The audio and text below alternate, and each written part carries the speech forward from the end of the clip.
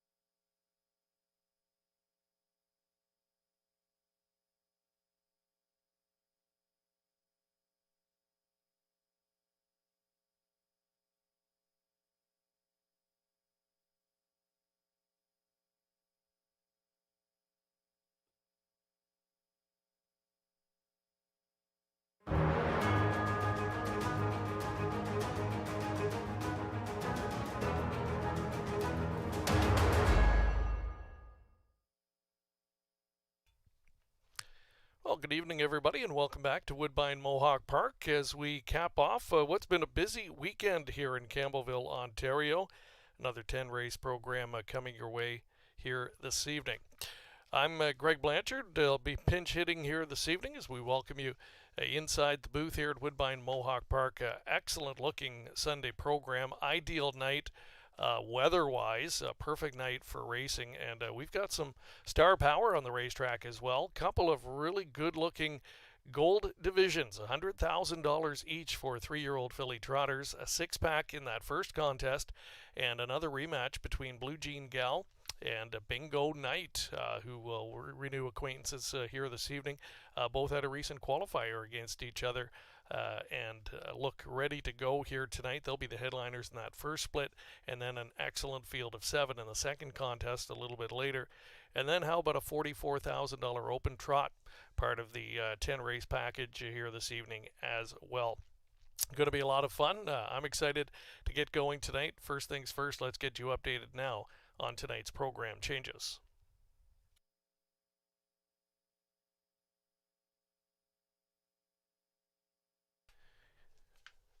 All changes tonight of the equipment variety. We begin in the first race, race number 1. Number 7, Instantaneous, will add a Murphy blind on the left side. Murphy blind left for 7, Instantaneous. A Murphy blind added on the right side for the number 10, Forefather.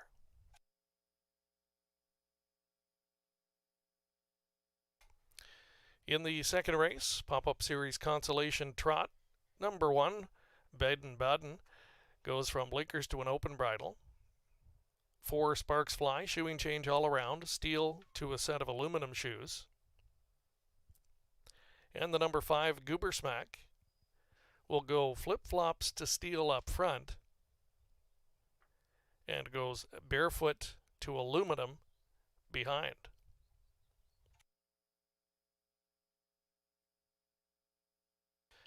No changes in race 3, that first OSS Gold Division, and start of the early pick 4.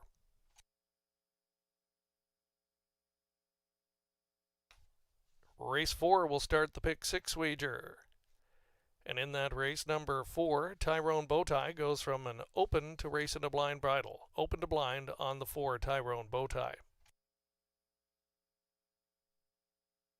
Race 5 is clear. No changes in race number 5. 6th race will start the late pick 5. It's also clear. No changes. Next in race 7, which will kick off the late pick 4. That's the second OSS Gold Division. Number 2, Cupid Hall, goes from a blind bridle to blinkers. And number 5, TH Tricks Are for Kids, remove the Murphy blind on the left side.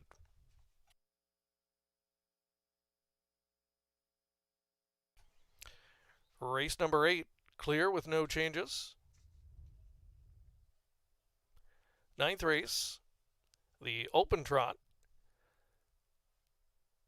Note one change to the wagering menu, no show wagering. Show wagering removed. No other changes there in the 9th race, the open trot, start of the late double. And the 10th and final $30,000 pop-up series final on the trot. It's the jackpot high five. There's the carryover information coming in, and there are no changes. Full field of 10 in tonight's finale. So that is it in the way of program changes. Again, a beautiful night for racing. Glad you could join us here at Woodbine Mohawk Park. Stay tuned. The pregame show coming up next. Campbell still the best. 19 in a row. Campbell. Down to the wire. Emmy Chef wins the Simcoe Stakes. He's big, he's strong, and he has got it going on. Top 25, Canada's horse. Sunbeach somewhere. Motivated on focus. There, rough and pacing. This is the moment. Gotta one on my opponent. McWicked on the outside. Gotta get it on mindset. Gotta put it in motion. You gotta be kidding me. TCI wins the million. Game time, bet I'm coming in clutch. No hang time, man, they can't keep up. The game's on the line, seconds. Lean back, get your picture taken. Crowning moment on Canadian soil for Bulldog Hanover. Motivated on focus. A late push from Confederate. It's my show. Wins the big show. This is the moment. Happy Sunday, everybody, and welcome to another night of racing here at Woodbine Mohawk Park. More beautiful weather, more great racing here in Ontario, and we've had some great racing all across North America as of late. Of course, it's Grand Circuit time, and this is when we get a chance to watch the best of the best compete all throughout the summer. And while we love warm weather, we also love watching great horses, and I love being alongside my co-host, the Hall of Famer, Randy Waples. And Randy, it's good to be back alongside you. How was the last few days? And some pretty good races as well. Yeah, last few days have been good. We've had beautiful weather. The bets has been fantastic here. Thank you, everybody, for playing along. And World Series of Poker's going right now, brother. Main event. This is what Randy looks forward to every year. I go home every night, or even sometimes when I'm sitting here, and I'll go on to the live and watch what's going on and that. So a good time of the year for me. That was some great racing you had down in New Jersey. You're doing your frequent flyer points. Yep. Again, worked all Saturday night, back here Sunday. Straight from Pearson. Really, eh? Got off at 4, straight here for work, and ready to dig in for another 10-pack here on this Sunday night program. But it's tiring, but I wouldn't really want it any other way. You and I, we love the grind, though. Oh, yeah. It's pretty brutal there when you have a night off and you find yourself watching the races anyway. So what's the difference? Yeah, right? And it's always fun when you get to watch the best of the best, as we mentioned. And you spoke about Meadowlands, and let's look at some of the action that took place last night. Of course, it was Meadowlands Pace Night. There was several other stakes events there on the undercard, and we saw some great performances. And let's look at James McDonald's victory here, stakes victory. The Del Miller Memorial, one of the two splits here, and Jailbird Jog, a filly that the stable owns, one that Jason McGinnis is currently training. Randy, this is a filly that had so much speed as a 2-year-old, and she's been able to kind of put it all together, especially from a maturation standpoint. How about sweeping the field from last to first in this spot? Yeah, I'll tell you. You know what I was noticing Saturday night when I was going back and forth? James is a good fit down there, too. Puts horses in great spots, you know what I mean? You know, maybe he got a little bit lucky here, but you could tell when they were at the half and 55-1, the race was going to come back. He was in the perfect spot. Yeah, and he was able to deliver. But how about this head-to-head matchup yet again? Round 2 between Lua Deepa and Be Perfect BG, and this was an absolute thrilling stretch drive, similar to what we saw on North America Cup night. Be Perfect. What a mile she went. Yep. She was more or less parked every step of the mile first over. These two just went head-to-head. I mean, Lua Deepa, it took her a while to get to the front, too.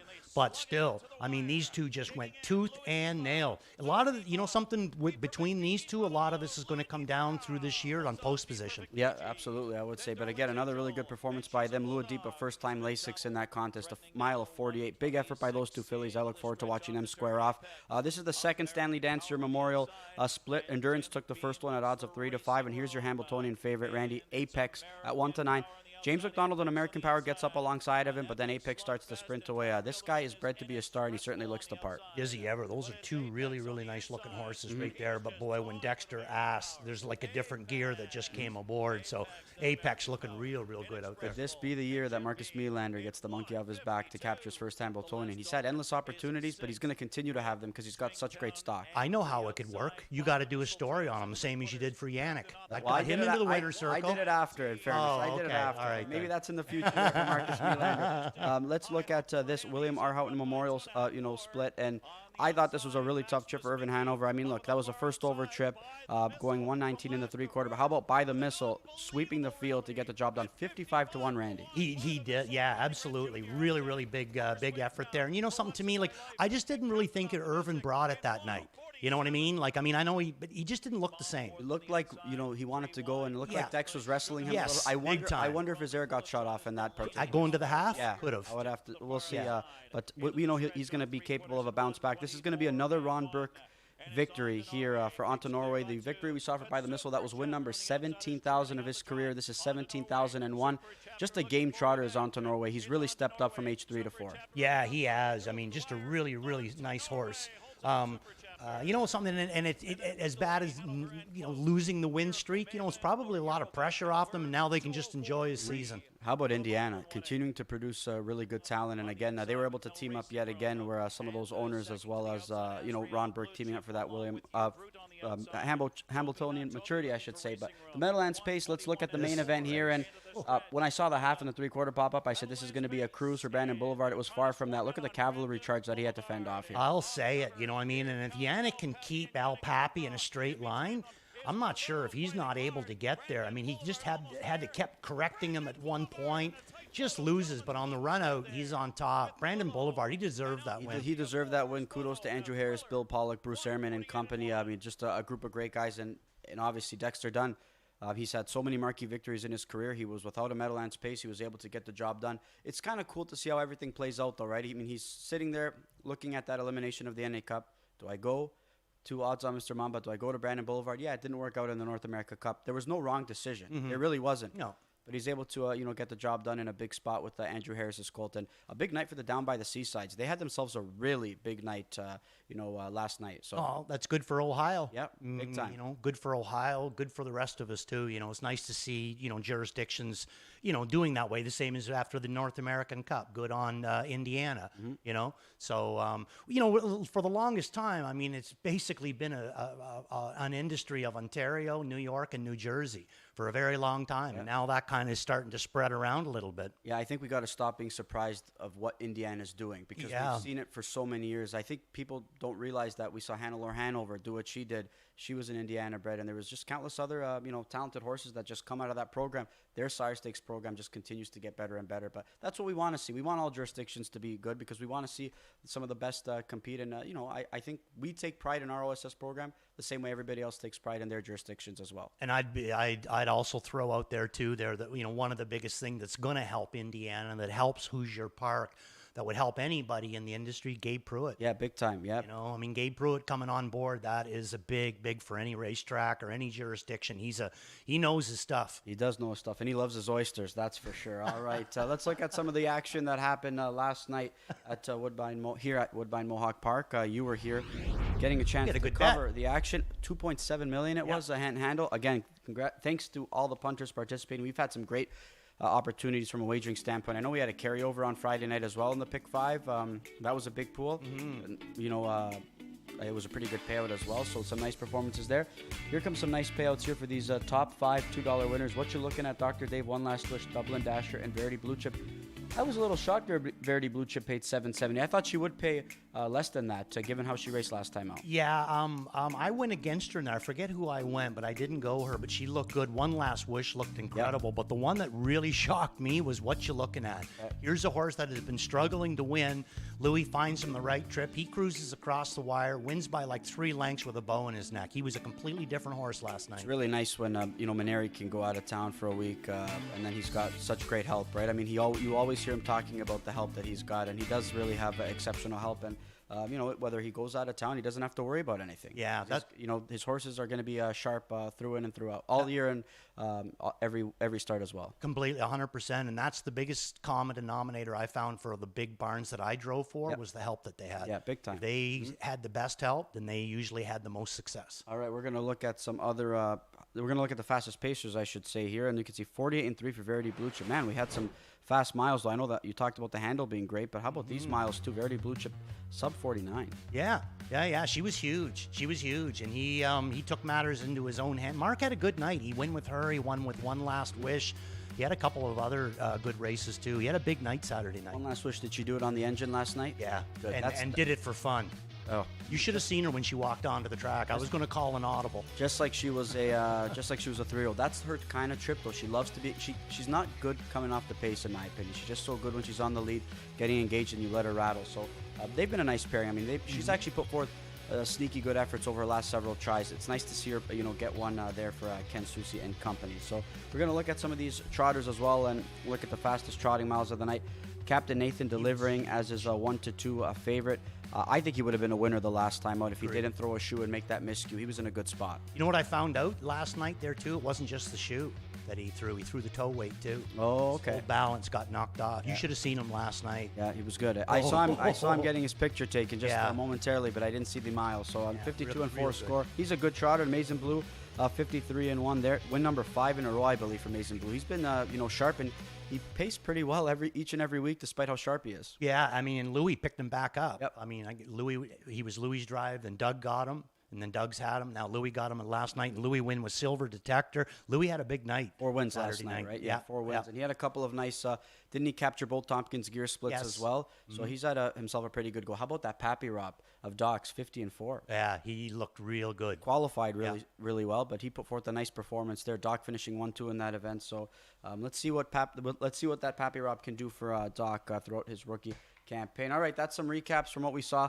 last night across North America, but we're going to preview what's in store here for this Sunday night program. We're going to kick things off, as we always do, with that early pick 5 guaranteed at $75,000. And here's a look at the odds board right now, a field of 10, and pretty wide open odds boards, though. And for me, Randy, no Code Cracker is the one to beat.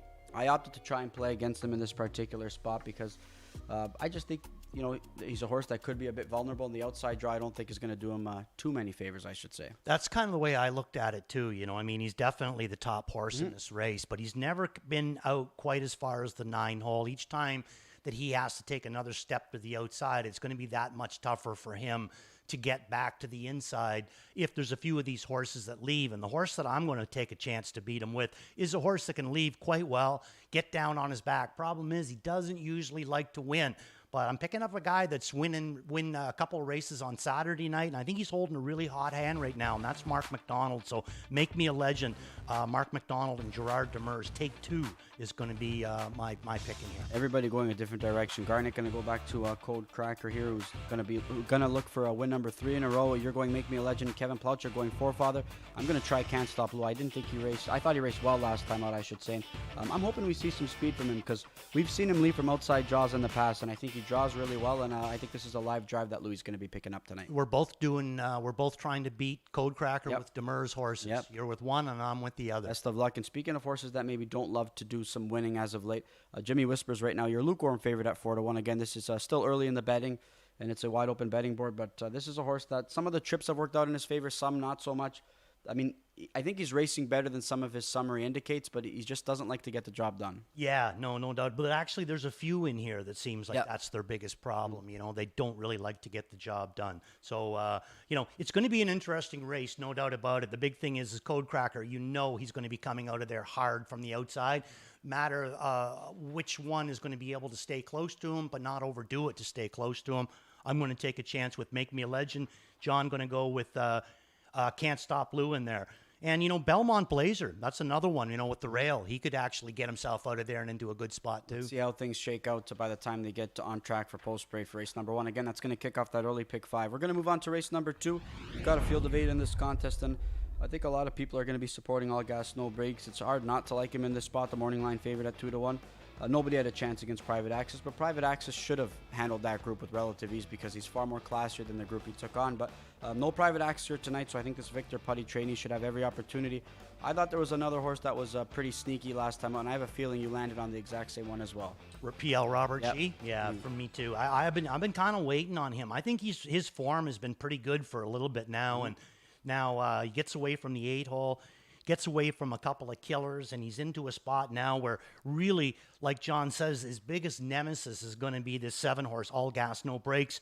When he shows up to play, he can put up a good race, but he certainly isn't unbeatable. So I'm going to take a chance with PL Robert G, and we have a replay that I sent in of that last race for PL Robert G. So let's take a look at that. This horse stoked up the last quarter in 26-4 on the chart line.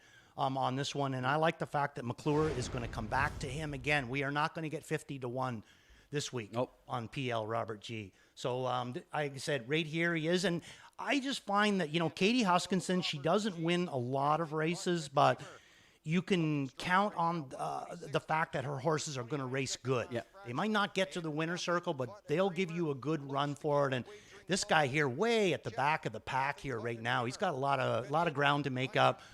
You know, he's different times he's had really, really good wheels on the end of it there. So I just think in this kind of class that if there's a couple of horses that maybe overdo it, or maybe he's not going to be so far out in this one. But to me, you know, livest horse on the end of it. I completely agree there, and I think he needed a trip like that given what we saw in that June 21st effort. There was a trio of levers.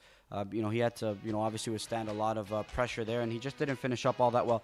With PL Robert G, I know when he's at his best, he's capable of good efforts, especially at this level. I just like to kind of see how he, you know, his appearance from in post-parade again. That's a big thing for me with PL Robert G, but off his last effort, he looked sharp, he finished up well, and I think he's sitting on a good effort, and hopefully he can work out a pretty good trip. So I like that you and I are backing this Katie Hutchison trainee, and I think that Vic Putty, again, he's the one to beat in this spot, right? He is. All Gas, No Brakes. He definitely is the one to beat. So.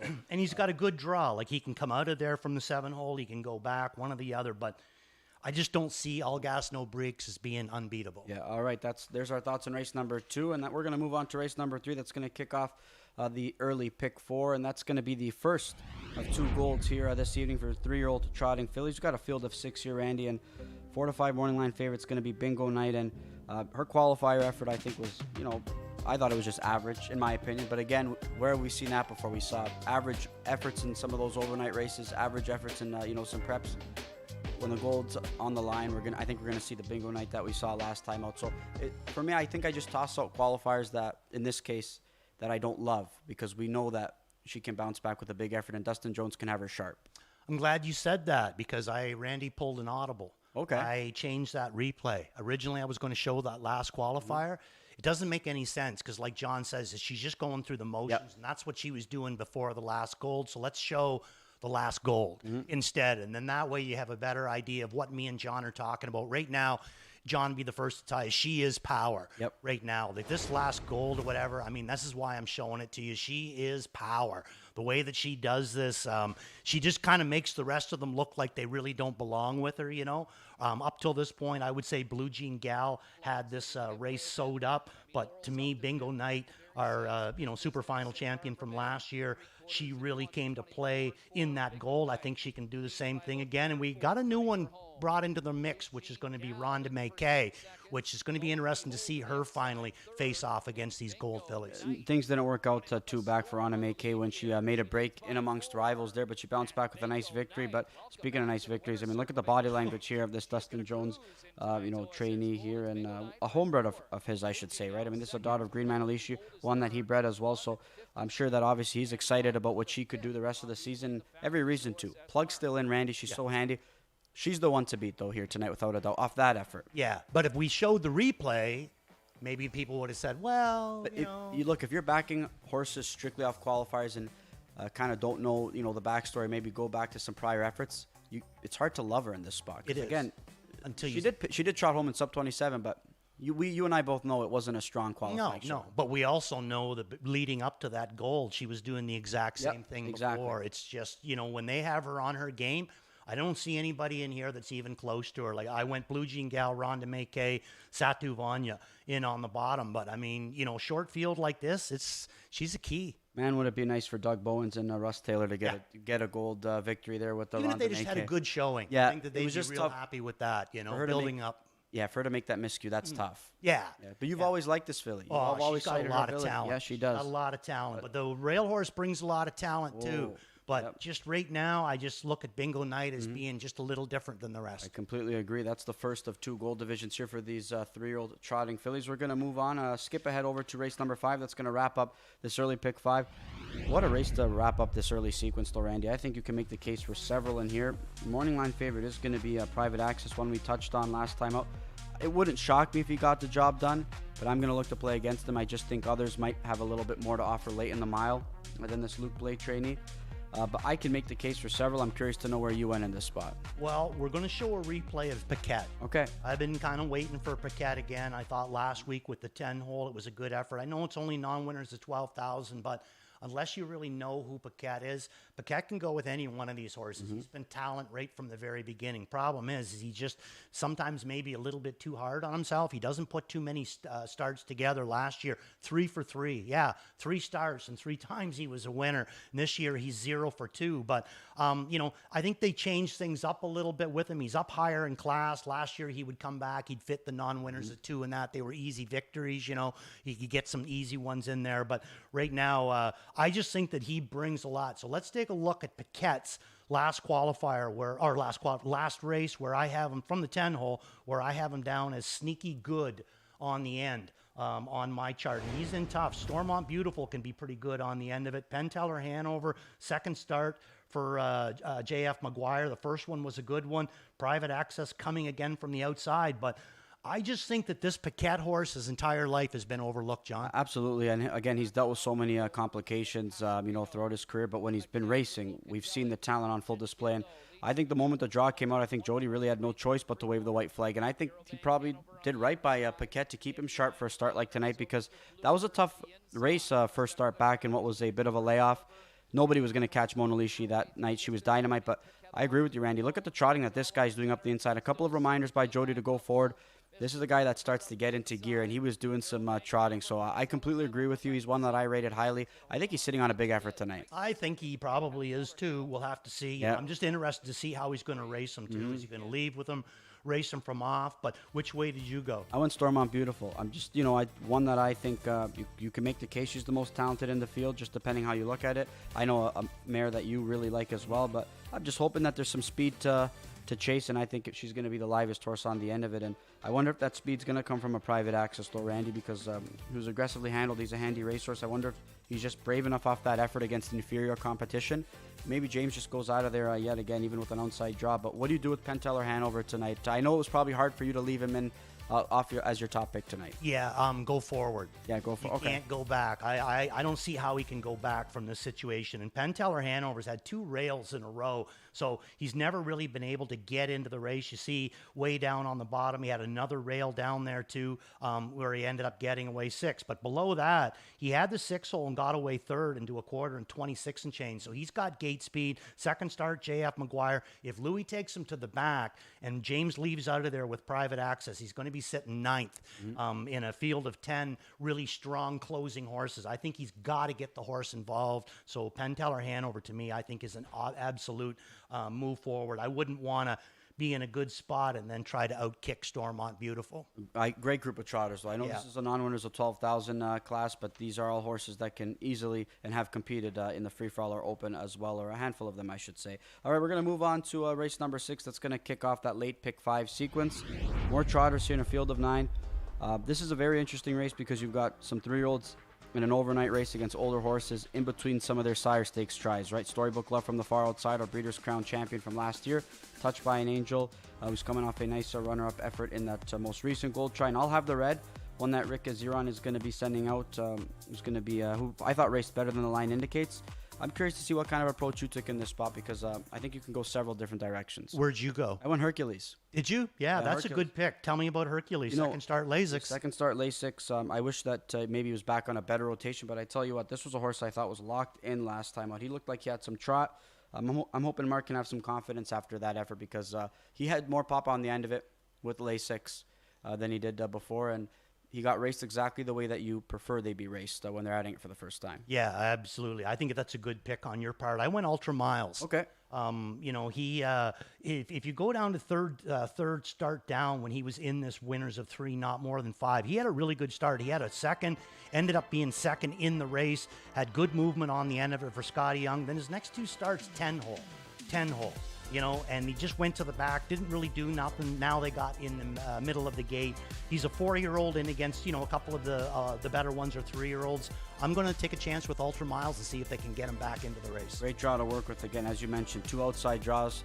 Now you get to the middle of the gate. So this is a spot where you have to take advantage of it, right? And again, I think he's going to be situated in a good spot. Similar from what we saw from Florida Guy. He was in a good spot. He was able to capitalize. Trips are everything, and I think Scott Young can definitely work out a trip with this Shane Arsenault trainee. I don't know what to make of Storybook Love in this particular spot. For me personally, I opted to play against her. I know she can pop up with a big effort, but for me, I just think that post 9 with maybe a host of levers with some older rivals, I'm just gonna take a wait and see approach for her. I got her down in it on the bottom simply on talent. You know what I mean? But I just don't really see them overdoing it tonight. Not the way that she's racing right now. I think that they got to get a couple of easier wins. She can still win. I think I'd want to do it sneaky good, though. She's had winning trips. She hasn't been able to convert off them this year. So hopefully she can bounce back. But again, our Breeders' Crown champion from last year is a 2-year-old trotting filly. We're going to move on to race number 7, and that's going to be our second OSS Gold this evening. I would say this is probably the lighter of the 2 splits, Randy. But we're going to get another matchup between TH Tricks Are for Kids and Flowing Tribute. They finished 1-2 last time out. And last time they competed in a gold, I should say. And I think it's Marie Breather trainee. This is a filly that you loved from the moment that she came out. And she's taken a big step forward here. And, she's going to make some money just on her handiness and her speed alone. Yeah, and a beautiful gait. Yep. Perfect gated, just looks like she's a really, really nice horse to be around. So we're going to show you the replay of TH Tricks Are for Kids. I think that she still has a little bit of an advantage over Flowing Tribute, but that advantage might start to be getting a little bit smaller and smaller if we see Flowing Tribute starting to race the way that we know that she's capable of racing. Bit of a slow start for her, but let's take a look at their last race for TH Tricks Are for Kids. Now, she went into this race with a bit of a weak rotation, maybe 11 days that she had to miss in this one. And he had to come first over. He had an outside post position. She's in against, Maize and Blue. Kayla's in charge. Toss of the. She's in against basically the best trotting colt grassrooters, which are pretty strong horses. They're 53 trotters, So, and then she had to come, like I said, first over very early with her. They kind of went to war pretty good, but at some halfway down the lane, she does get her nose out in front, but then they kind of swarm her right on the end. But again, she went into this race, had missed 10 or 11 days, and it was a first over effort to do it in against a couple of older horses and colts. So now she's back in against strictly 3-year-old fillies. I think this is a big advantage for her. And you can tell she's tired because she just slowly just kind of drifted across the track a little bit, something that she doesn't normally do. Usually she's straight and strong. But look at that gait. Even though she's getting a little bit tired, look at the gait on her, what that gait that she brings. Just really, really like this one. Right from the time, I think she showed up in the Harvest series. Yeah. And I think Trevor was driving her as well. Yes. You really liked her. I remember last year as a 2-year-old when she started her campaign late, and I couldn't agree more. I think we're going to see an equipment change, right? Are we going to see Murray adding a Murphy blind as well? Taking it off. Taking it off, Yep. all right. But again, Which, again, Murphy blinds basically used to keep them straight. You're taking it off. What's that tell you? They're straight on their own, which means they're sound. sweep of 5s here for TH Chickstar for kids again. Off that effort and off her most recent gold try, I think she's definitely going to be the one to beat, and the price is going to be reflective of exactly that. We're going to move on to race number 9. That's going to kick off the late double. A nice field of trotters here, Andy. A $44,000 open trot here. We've got a field of 8 going forward. Morning line favorite is going to be Logan Park at 6-5. Without a doubt, he's the one to beat.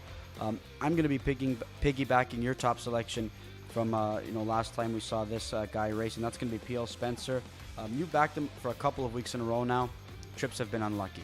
I backed him 2 or 3 weeks in a row. He's never been able to shake off back out to the outside again. Now, we're going to show you his last race, but every time I talk about him, he gets locked in. So being that John is going to come along for the ride, John can talk to you about PL Spencer's last race. So we can roll this one. All I will say was this was a bookend, 27-2 out, 27-2 on the end of it, and I think he could have won a little more on the end of it, John. The rail draw was tough for him, though, right? To get away in a fairly good spot, right? But he had a chance maybe to, angle off cover. Nobody was moving in that spot, and then, unfortunately, wasn't able to see daylight in this spot. You could see, was it Jody moving to the outside? The Mark McDonald, I should say, and there's P.L. Spencer, unfortunately, getting locked in this spot, but look at the hold that Bob's got him. And I mean, this is a trotter that had plenty of go. He's always shown that he's got plenty of go, but to be able to be this good against these types of trotters, I think that's, kudos to Steve Bostons. But I think Bob's done a really nice job as well in some of those earlier outings, just kind of keeping him sharp. I think you don't want to hurt his confidence a little bit, and I think he should be sitting on a big mile here tonight. And you could see him in amongst those rivals, Randy. He's going to try and angle him to the outside. Here comes J.R. Plant coming with Usain Hanover. And Bob just has a sea of horses or a wall of horses right in front of him. But P.L. Spencer wants to go forward, and this is a guy who looks super engaged. And it would be a nice horse to get across tonight if the trip scenario can work out with him. And I'm curious to see what kind of trip he can work out, only because there's a lot of speed to his inside, right? Fashion Frenzy from the rail. Amigo Volo from post 3. Gaines Hanover will probably be going out of there, and Logan Park's going to be going out of there. But P.L. Spencer, whether he gets the job done or not, he's going to have some go on the end of it. I'm surprised you and I are the only ones, never mind backing him, the only ones using him in the top 4, because I think this guy was razor sharp last time out. I completely agree. And if we just showed you the races, the last race, same situation, right? Same. He looked exactly the same. Locked in, nowhere to go. So that's 2 weeks in a row. He's been locked in like that.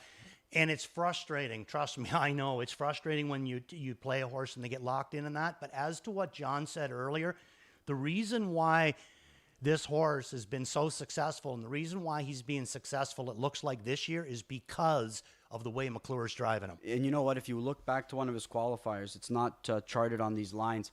He was a runaway. I think he won in like 52 and change or something. He was a handful, and he was a runaway. I don't know if that was the game plan to qualify him like that. It looked like Bob was a passenger. So that's why when I say I think that Bob did right by him in some of those earlier outings, he looks a lot more manageable now. And I think that's a big thing, especially when you get older. Yeah, exactly. That is. And the other thing is, too, and so many times you've heard this out there from horsemen and that, the 4-year-old jinx. It's hard for a 4-year-old to compete against older horses. When they're 2, they're competing against 2-year-olds, 3 against 3-year-olds. When they become 4, it's wide open. You can be competing against a 4-year-old, an 8-year-old, a 10-year-old, and that's when it becomes tough. And that's when you can really do some damage to a horse when you first bring them back off of that successful 3-year-old year. If you do a little bit too much too early in their 4-year-old year, I think you can hurt them, and he's not. So big kudos to McClure with the way that he's handling PL Spencer, and maybe tonight we're going to be able to capitalize, John, because it was just you and me that was using them. All right, well, an exciting race in race number 9, our $44,000 open trot. And hopefully you and I can be smiling after P.L. Spencer gets his picture taken. We're going to move on to race number 10. That's going to wrap up the Sunday night program. You talked about, wide open races and parity. Nothing but a dreamer, though. He's been dominant in this pop-up series. But he's got post 10 here tonight. Does that kind of change your outlook on this race tonight? Yeah, I've just been singling him. Okay. He's just been so dominant in here. I still got him in for second. To me, he's still the horse to beat. But I'm going to go Nazy. Okay. I went Nazy off of that first start at Georgian Downs. He raced him tough, had some broken equipment. It didn't work out. Then the next week, takes him off, races him the way that he was, and the horse ends up getting a nice win in 53. I think that sets him up big time tonight with the rail. Big thing is he can't give up too much ground to Nothing But a Dreamer. Same thing for Nothing But a Dreamer. He can't overdo it getting to the front. So interesting race. To me, the two best horses have the rail and the 10 hole. Everybody using a Nothing But a Dreamer either in for first or second, and I think post position number 10 has a lot to do with it. Nacy, we know he's got the ability to beat a group like this. He's taken on much tougher in his career. I went to My Buddy Sam. This is one that James drove last year in 2025, just one lifetime start sitting behind him. He got the job done, Randy. Unfortunately, he was placed to 6th. So I'm hoping that they can rekindle some of that old magic and get the job done. He's not getting there in terms of winning races, but his efforts have been good. Yeah. I mean, he hasn't been winning, but I mean, he knows how to win. He was 4 for 18 last year, and one of those victories was 53, and then 0 for 13 this year, but 7 seconds of those 13. So basically, half of his starts, he's finished second. Just hasn't been able to get the win done. If you can't get one to get the win done, it's not a bad thing to go to James. Yeah, I probably was a little bit too light on Nacy. I think definitely this was one I thought that raced really well, but I think this race is a lot more competitive, especially with this Jamie Copley trainee starting from post number 10. So there's our thoughts throughout this 10-race program, and we're going to give out some thoughts and some multi-leg sequences as well. And let's look at Randy's early pick 5 ticket here tonight. Okay, only one single for me, John, and that's going to come along in race number 3. I'm going to single Bingo Night. Make Me a Legend and Code Cracker, PL Robert G, All Gas, No Brakes in the first 2, and then the single of Bingo Night. Supersonic, Daffy Hanover, and Steamer in race number 4. Paquette, Penn Teller Hanover, and Stormont Beautiful in race number 5. All right, I like it. I think you've got a great chance to convert on your ticket there, Randy. I'm going to need a little bit of luck here in the opener. I just decided to single Can't Stop Blue, and I'll single Supersonic Hanover. I could have singled Bingo Night in race 3, but I said if I'm going to get Can't Stop Blue and Supersonic down, I don't need to be too cute per se. I'm intrigued with No Angel Like Me. One move. You never know if they mix it up a little bit. I think this is a mare that could, show some go late in the miles. She's a bit of a wild card in there for me, but I went 4 deep, and I don't even know if that's enough in leg number 5, but I feel confident about the 4 that I've got. I'm going to tell you something, though. I love that you threw Faith Step in leg number 5. I wanted to. Yeah. I wanted to, but the ticket was just getting a bit too expensive. I love that you'd first start Demers and Dougie McNair.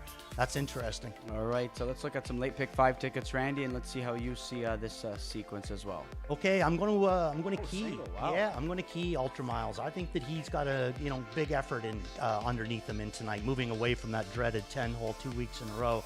Race number 7, I'm going to go Flowing Tribute, TH, Tricks Are for Kids. Race number 8, the 3 outside horses, Ponder No Longer, JJ Xavier, Premier First Star. And then in race number 9, single of PL Spencer. All right, I'm going to go all or nothing.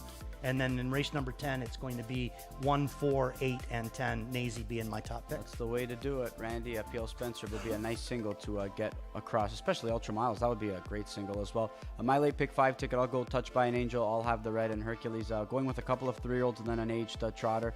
TH Tricks Are for Kids. I think she's the one to beat. I'm the same 3 as you in race number 8. I'm going to add Logan Park in race 9, and I'm going to hope that maybe My Buddy Sam can spice things up in that pop-up series final. 10-1 morning line. I'm not sure what price he's going to be, but I'm hoping that James and this Jennifer Pinkerton trainee can rekindle that nice victory from last year. But hopefully, there's no inquiry signs being posted if they do get their picture taken as well. So there's a look at our multi-leg ticket ideas, and now it's time to look at our 4-pack. Let's look at your plays of the night tonight. Okay, I'm going to start off in race number 3. My all-in's going to be Bingo Night. Race number 5, I'm going to have a beat the favorite, and that's going to be Paquette. I think he can get the job done in there, but he's in tough. There's going to be, a lot of other looks given to other horses in there, but I like him. Worth a look, Ultra Miles. I think that moving away from that 10-hole could make him real good tonight. Waple's Watch, that's been that way for about two or three straight weeks now, is going to be PL Spencer. There's ever the epitome of a Waple's Watch. That's what it is, right? All right, let's look at my 4-pack here this evening.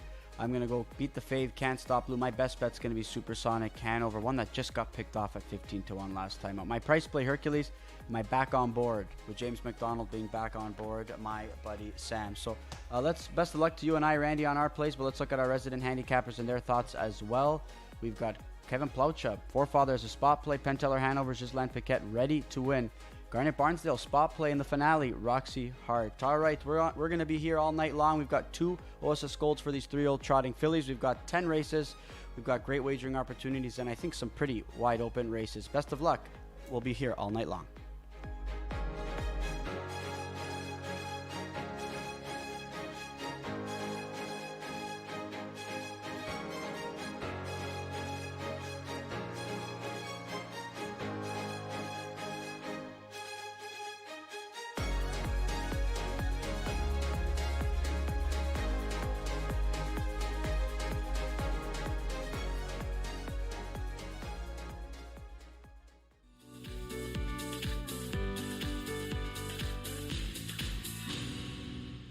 This summer, experience the thrill of Canada's biggest race day, the King's Plate, Canada's most prestigious horse racing event, where elegance meets excitement and tradition meets celebration.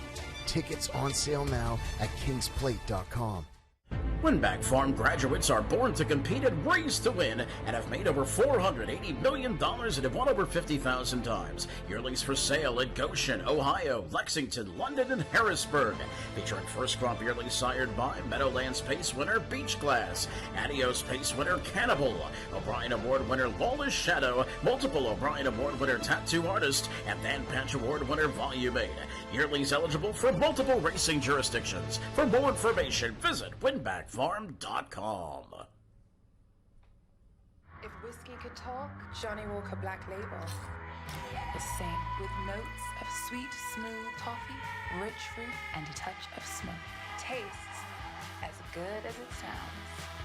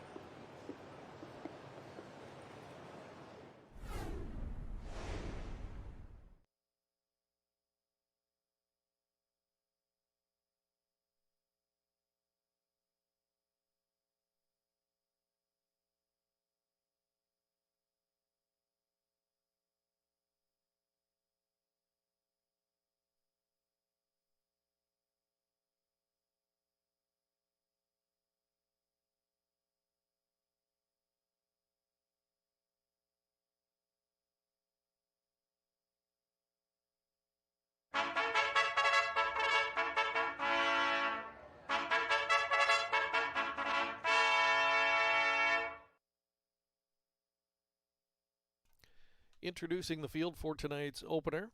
Start of the $75,000 guaranteed pool pick 5. Number 1, Belmont Blazer. Travis Cullen owns and drives. Shane's Dream number 2, owned by the Osceola Stables and Frank Brundle. Driver Jonathan Drury.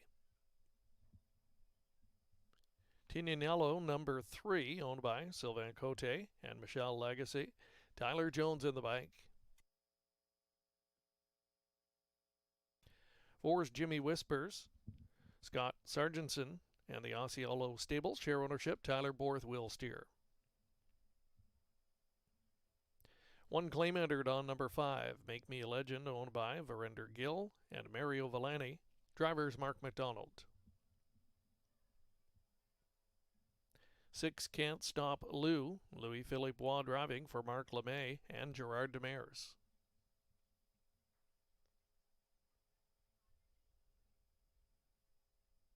7 Instantaneous, owned by Ron Nobes, Charles Gazzolo, and Jared Mann, driver Sam Filion. Chicken and Dice, number 8, Bob McClure in the bike for Kevin Skilton.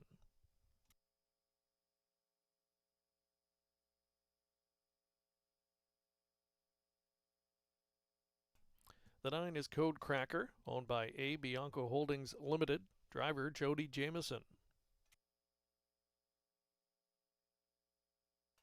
Completing the field, Forefather, James McDonald driving for Michelle Carrier. Full field of 10, start of the early pick 5. The lineup at the starting gate in a little over 2 minutes.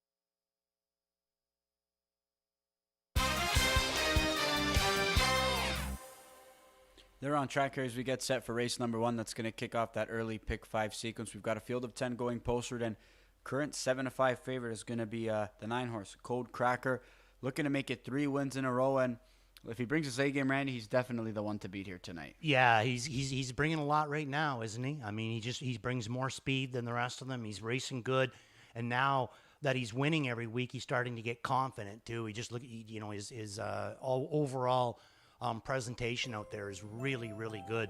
Big thing is, though, is that, each week he races, it seems like he moves a little bit closer to the outside. Now he's out to the 9 hole, and he's got good gate speed, but there's a couple of other horses in here that might want to come out of there, too, and one of these times it's going to cost him, and I'm just going to play against him this week, 7-5 right now. I'm going to go with the 5 horse at 6-1. I'm with you, and you and I both back in horses that draw really well, and both of which are Gerard Demers trainees. And let's look at Make Me a Legend. He just got picked off by Code Cracker, who was able to angle out late off the cones. This guy's been sharp, though, and he's handy. He's probably going to be, cutting the smile, I would say. I don't necessarily. I mean, I'm hoping not. Okay, that's really, that's on the guy behind him. But you want to ask me, and there'll be a lot of people snickering and chuckling out there when I say it. If you said to me, how would you like to see it line up at the quarter pole? I'd like to see Code Cracker on top, your horse in for second. Okay. My horse sitting third. I think if you want to trick a horse into winning, which to me, Make Me a Legends is one of those horses that needs to be tricked, you're better to get away third than in the 2 hole. 2 hole means that you're probably got to move at the head of the lane. That's too much. You come away from third, you can, hide them a little bit longer and then take your chance maybe halfway down the lane. There's a look at Can't Stop Blue, my top selection here, and this is one that we know has the gate speed to leave out of there. He draws well. I mean, horses typically when they draw at the middle of the gate, most of them take advantage of the opportunity there, but he's going to be starting from post number 5 though now, Randy, because we are going to get a scratch here of in this first race 2.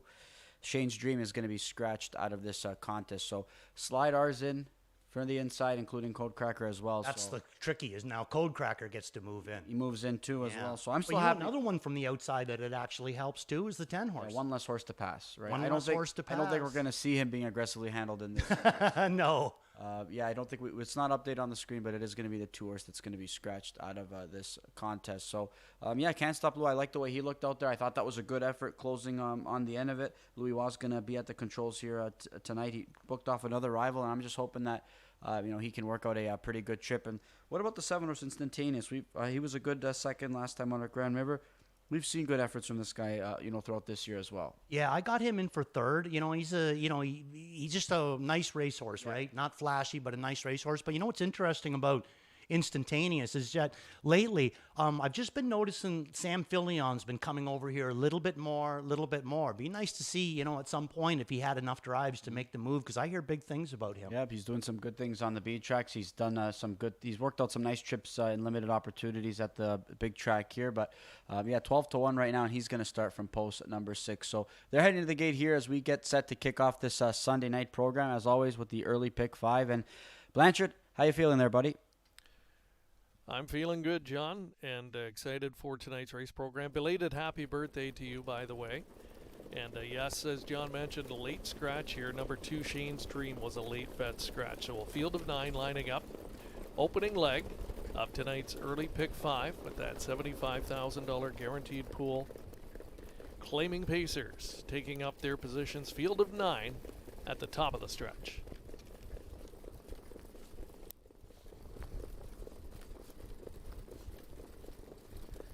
Gate swings off the turn, and here they come.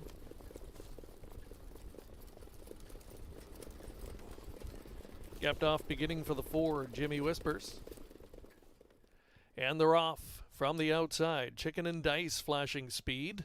Going quickly down the middle. Can't Stop Lou, and pushing through on the inside, Belmont Blazer, as they stack up 3 deep into the first turn. Widest out, that's Chicken and Dance, going for getting the lead. Coming away second was Belmont Blazer. In between rivals and staying in the 2 path was Can't Stop Lou. Can't Stop Lou wants to drive on toward the lead. 3 wide briefly was Instantaneous there, and now still caught 3 wide here as things are unsettled on the front end. The opening quarter in a ballistic 25-4, and they are smoking up front. New leader midway through the backstretch, Instantaneous, but he paid a price to get there. Can't Stop Lou now back to second. Chicken and Dice third. Belmont Blazer in line 4th. Just off the speed 5th, Tingnan Yellow, who now steps to the outside and will provide cover to Make Me a Legend, the claimed horse.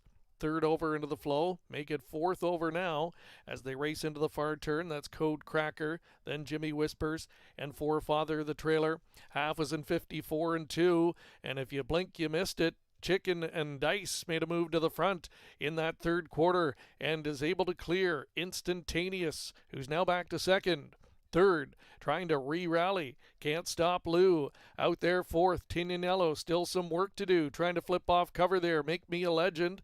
In behind rivals, that's Codecracker. 3 quarters, 122-4. Chicken and Dice on the lead. Instantaneous back out for more. Here's Instantaneous, Chicken and Dice. It's going to be down to these 2. Instantaneous getting the upper hand, and it's Instantaneous going by late. Scores here for Filion in a sparkling 150. 10-1 upset winner in the start of the pick 5.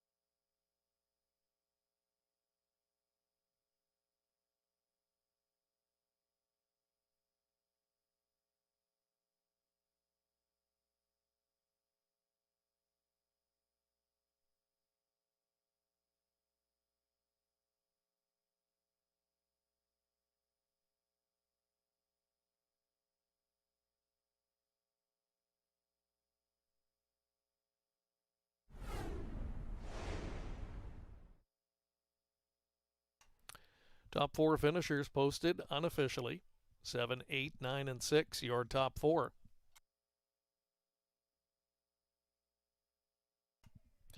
And here's a look at the winner returning. It's number 7, Instantaneous. 8-year-old Bay Gelding by Always Be Mickey. From the Rock and Roll Hanover mare, getting ready to roll. Co-owned by Ron Nobes along with Charles Gazzolo and Jared Mann. Jared also does the training, and Sam Filion engineers the victory for Instantaneous. 4th win this year, 23rd lifetime, shaves more than a full second off of his career best. It's a 150 score for Instantaneous at 10-1 in the start of the pick 5.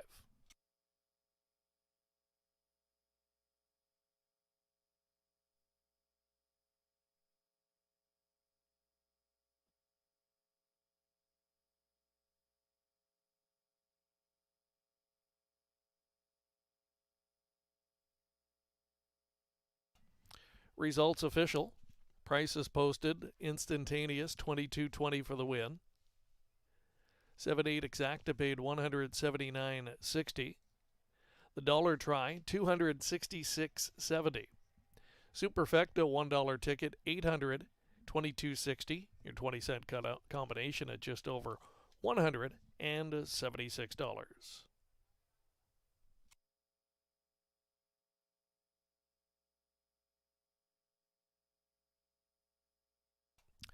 There's the claiming information from that first race. Make Me a Legend was claimed for $20,000. New trainer becomes Jessica Hayter. She shares ownership with Ed Hayter, the new ownership group, off the claim of number 5, Make Me a Legend.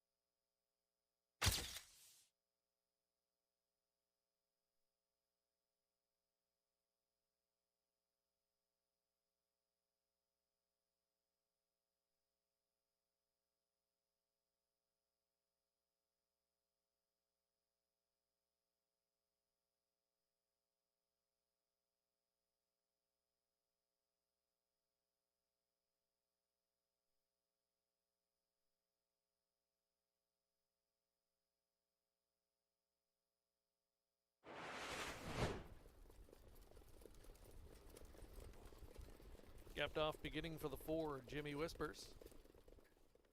And they're off from the outside. Chicken and Dice flashing speed. Going quickly down the middle. Can't Stop Lou, and pushing through on the inside, Belmont Blazer as they stack up 3 deep into the first turn. Widest out, that's Chicken and Dance going for getting the lead. Coming away second was Belmont Blazer. In between rivals and staying in the 2-path was Can't Stop Lou. Can't Stop Lou wants to drive on toward the lead. 3 wide briefly was Instantaneous there, and now still caught 3 wide here as things are unsettled on the front end. The opening quarter in a ballistic 25-4, and they are smoking up front. New leader midway through the backstretch, Instantaneous, but he paid a price to get there. Can't Stop Lou now back to second. Chicken and Dice third. Belmont Blazer in line fourth. Just off the speed 5th, Tingnan Yellow, who now steps to the outside and will provide cover to Make Me a Legend, the claimed horse. Third over into the flow, make it 4th over now as they race into the far turn. That's Code Cracker, then Jimmy Whispers, and Forefather the trailer. Half was in 54-2, and if you blink, you missed it. Chicken and Dice made a move to the front in that third quarter and is able to clear. Instantaneous, who's now back to second. Third, trying to re-rally. Can't stop Lou. Out there fourth, Tignanello. Still some work to do. Trying to flip off cover there. Make Me a Legend. In behind rivals, that's Code Cracker. 3/4, 122 and 4. Chicken and Dice on the lead. Instantaneous back out for more. Here's Instantaneous, Chicken and Dice. It's going to be down to these two. Instantaneous getting the upper hand, and it's Instantaneous going by late. Scores here for Philion in a sparkling 150. 10-1 upset winner in the start of the pick 5.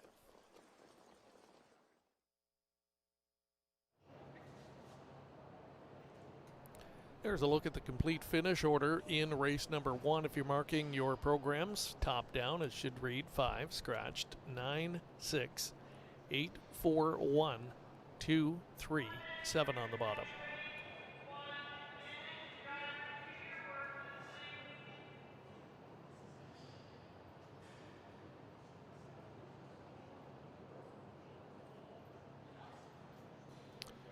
Race 2 upcoming, pop-up series consolation for the Trotters. There's a look at the equipment changes.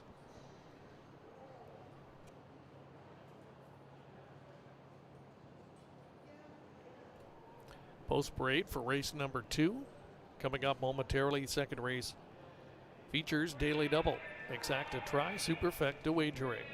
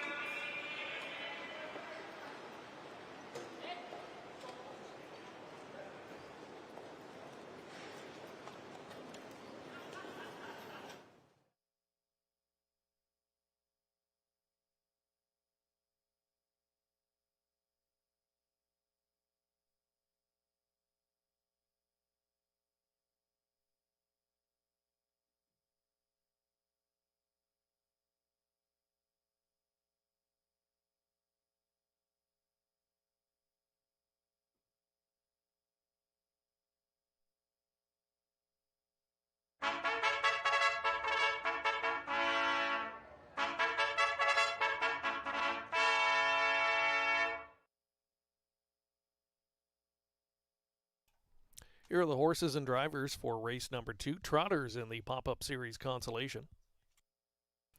Number 1 is Baden Baden, owned by Duncan Brewer and Randall Urquhart and Stephen Deedy. The driver, Tyler Jones. 2 is Detained Late for Post Parade. Number 3, PL Robert G, owned by Princely Acres and PL Jill LLC. It's Bob McClure on the bike. 4, Sparks Fly. Ashley and Ed Hensley share ownership. Ed does the driving. Next on parade will be the 6, My Way. Sean Garvey owns, Pat Hudon drives.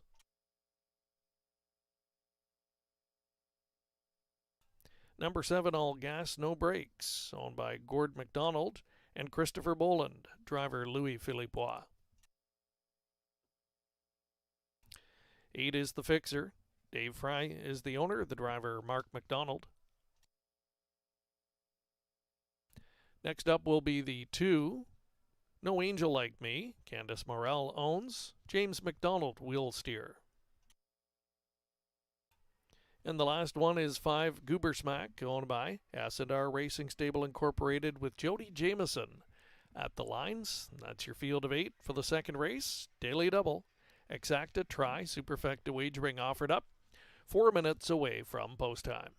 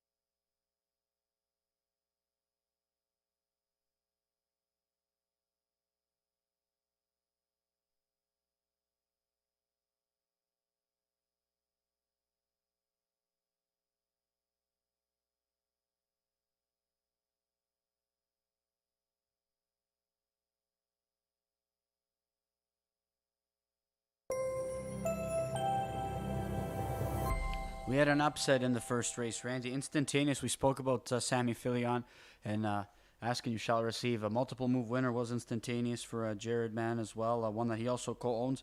I didn't expect that kind of mile, but it was a heck of a performance. It was, yeah, a really good one, And I mean, and he looked good on this big track, I mean, he doesn't have a lot of experience on a big track, and when he was coming down the lane, he didn't try to get by him right off the bat. Like, he just let the horse kind of, race to the wire, and it was a good result. Instantaneous is not a horse that, usually likes to win a lot of races. 3 for 25 last year, and so far he was 3 for 20 this year, so great job. All right, we're going to move on here to race number 2, and we got a field of 7 here, and P.L. Robert G is going to be our top selection in this spot. Randy, right now sitting there at 2-1, and hopefully he can replicate the kind of performance he put forth last time out, because he was absolutely sharp on the end of it. Yeah, he was. Big thing is I don't think he wants to give up as much ground as what he did last week. He looks good out there. He looks great. Yeah, he does. And then he does have a bit of gate speed. You know what I mean? Oh, he left from the 8-hole before. Right. So I think that if he needed to, he can, get him out of there a little bit. I just wouldn't hate to see him have to come from last. But McClure's sharp. He'll pick them up leaving the gate. If there's too many leaving and he thinks that the pace is going to be too hot, then he'll go the other way. One thing about Bob there, he is one sharp dude out there. He does look sharp out there. I mean, this is a horse that I like to kind of wait and see how his appearance looks in Parade for me. And I think he looks aces out there to me. Hopefully, how he looks can, obviously reflect on how he races this evening. But this guy also looks pretty sharp, though. The 3-5 favorite, All Gas, No Brakes. He's the one to beat in this spot. Absolutely, yeah. The big thing is, is how is Louis going to race him? I'm sure he's going to want to, he's going to leave. Is he going to be the last one to get to the front? Then he's going to chop. And if he can get away from them, he's going to be tough. But I've never found him to garner up wicked speed on the end of his miles. He can go 28 and 2 in that kind of range. PL Robert G, I mean, whether that's a typo or not, he just stoked up 26 and 4 on the end of it, and 27 seconds to him is nothing. All right, let's look at the 5-horse here, Goobersmack. I know that Susie Kerwood went barefoot behind. She's going to be adding a set of shoes as well, a set of shoes back, I should say. He's a bit of a wild card, and for me, it wouldn't surprise me if he won, but just one that I'm going to opt to, play against in this spot. Yeah, I got him in for third as well. I think to me the biggest change is she's taking the flip flops off front. Okay, she's going to go to steel up front, so she thinks that his feet are good, can handle it, so that should make him a little bit better in here tonight. I think No Angel Like Me is one that is a bit of a wild card in here. I think she can definitely pick up a good piece on the end of her mile. She just needs to time that move accordingly. Are you like me, kind of waiting to see how James gets along with this one? Because I think that this is perfect James material here. I completely agree. They're getting set to go to the gate here for race number 2. Best of luck.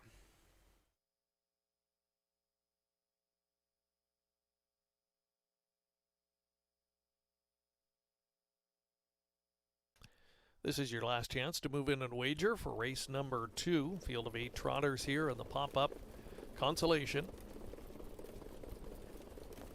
All gas, no brakes, off a narrow loss last time in a quick 52 and 2 mile. Talk of the tote board at 4 to 5 here. Good looking field of 8 trotters. Race number 2, they're at the top of the stretch.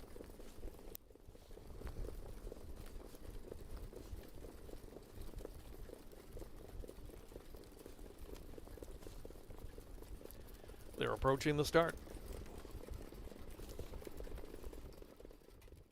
And they're off, and it's all gas, no brakes, showing speed from the outside. Sparks Fly, and sandwiched in between those two, that's My Way as they trot toward the first turn. Sparks Fly first to the pylons.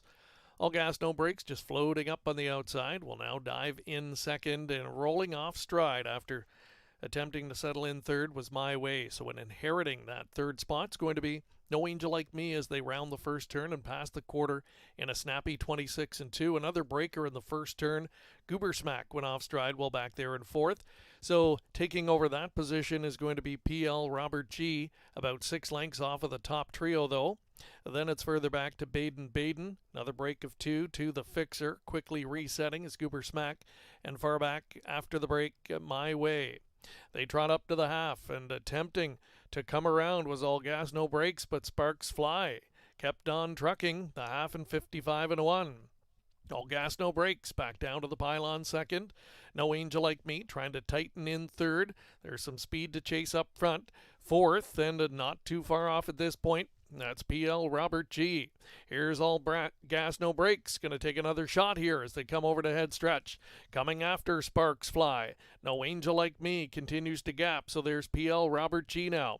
Picking up third and getting closer to the leaders. Coming on in the top 5. Baden, 3/4, 124 and 2. All Gas, No Brakes, just not able to get by Sparks Fly. Here's PL Robert G going to try and capitalize down the middle, and 3 of them go heads apart here in deep stretch. PL Robert G appears to be going best of all, and he is coasting up to the lead late. It's going to be PL Robert G, a measured win for McClure. Scores 3/4 of a length. All Gas, No Brakes was second. Sparks Fly was third. And fourth going to the Fixer in 153 and 1.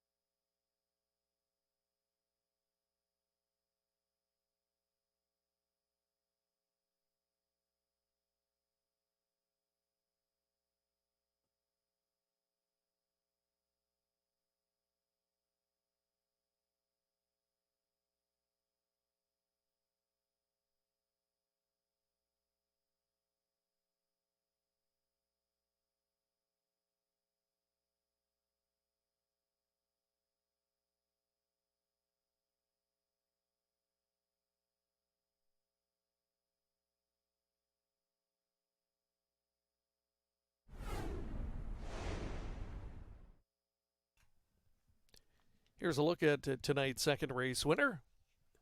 Back in the Mohawk Park winner's enclosure, it's number 3, PL Robert G. He's a 5-year-old gelded son of Cadabra from the Ken Workington mare Oho Diamond, owned by Princely Acres of Uxbridge and PL Jill LLC of New York, New York. Katie Huskinson. The winning conditioner Bob McClure engineers the victory from off the pace. It's a career best clocking and first win this season for PL Robert G, 153 and 1/5 in tonight's second.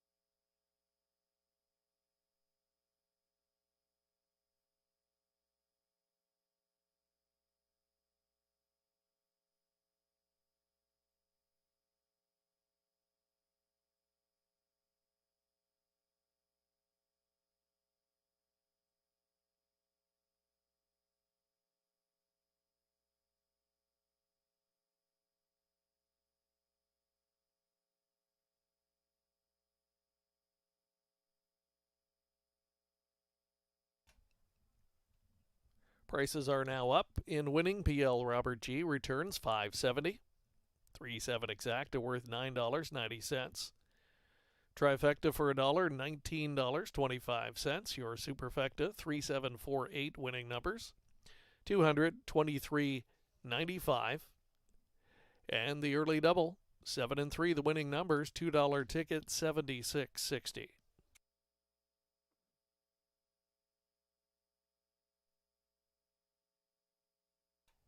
The third race upcoming.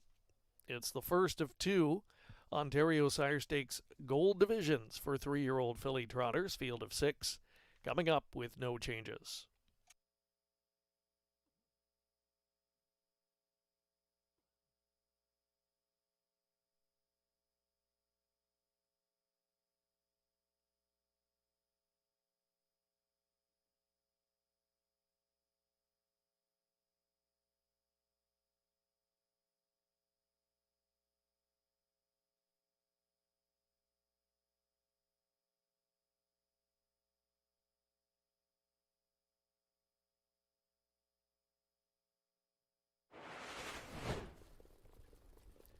They're approaching the start.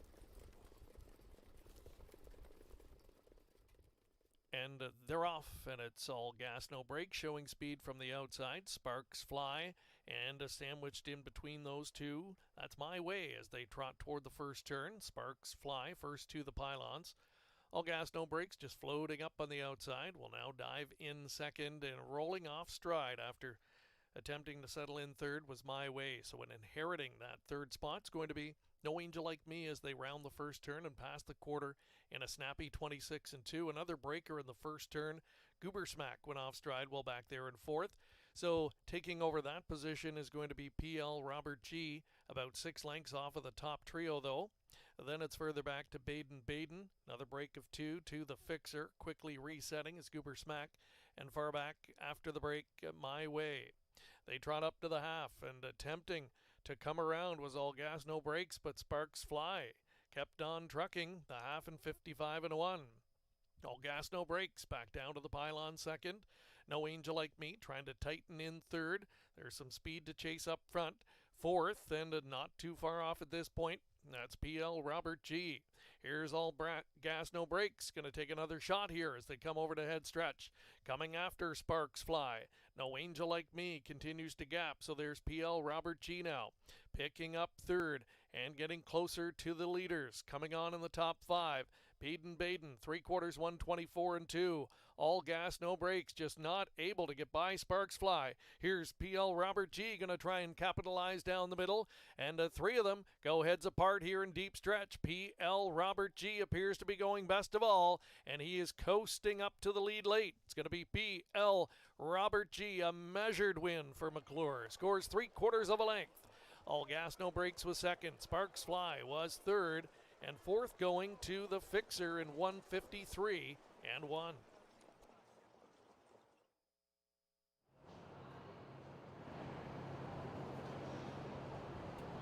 Here is the top-down finish order in race number 2. It's 6, 7, 1, 3, 5, 8, 2, and 4.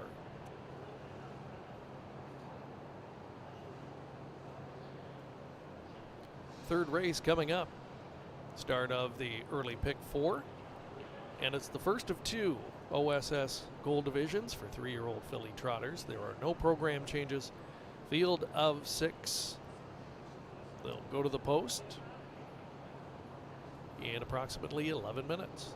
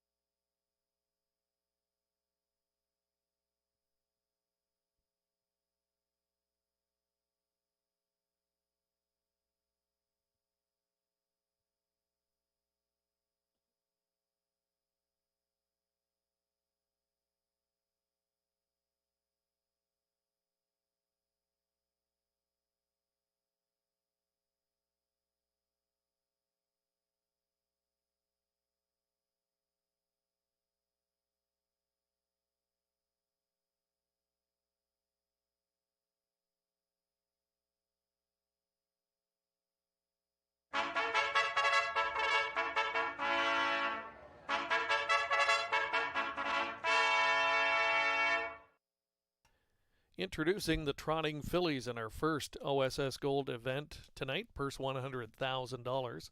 Blue Jean Grell, number 1, owned by Gamble Farms, Ontario Limited. Driver James McDonald. Rondame K, number 2, Doug Bowens, Russ Taylor, share ownership, Jody Jameson drives.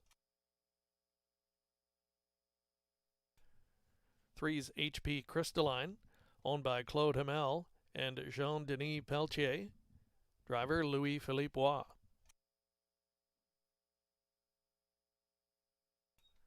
Bingo Night, number 4, owned by Dustin Jones Stables Incorporated, Hebert Horses Incorporated, and Choblem Racing Incorporated. Tyler Jones driving. Number 5, Satu Vania, owned by the Trevor Henry Stables Incorporated, Dave Hudson, and Jim Fleming. Trevor Henry driving. Rounding out the field is Barbara May, owned by Tom and Elizabeth Rankin. The drivers Doug McNair. Outstanding 6-pack, $100,000 up for grabs. First OSS Gold Division of the night. And it starts the early pick 4. They'll line up at the starting gate in 5 minutes.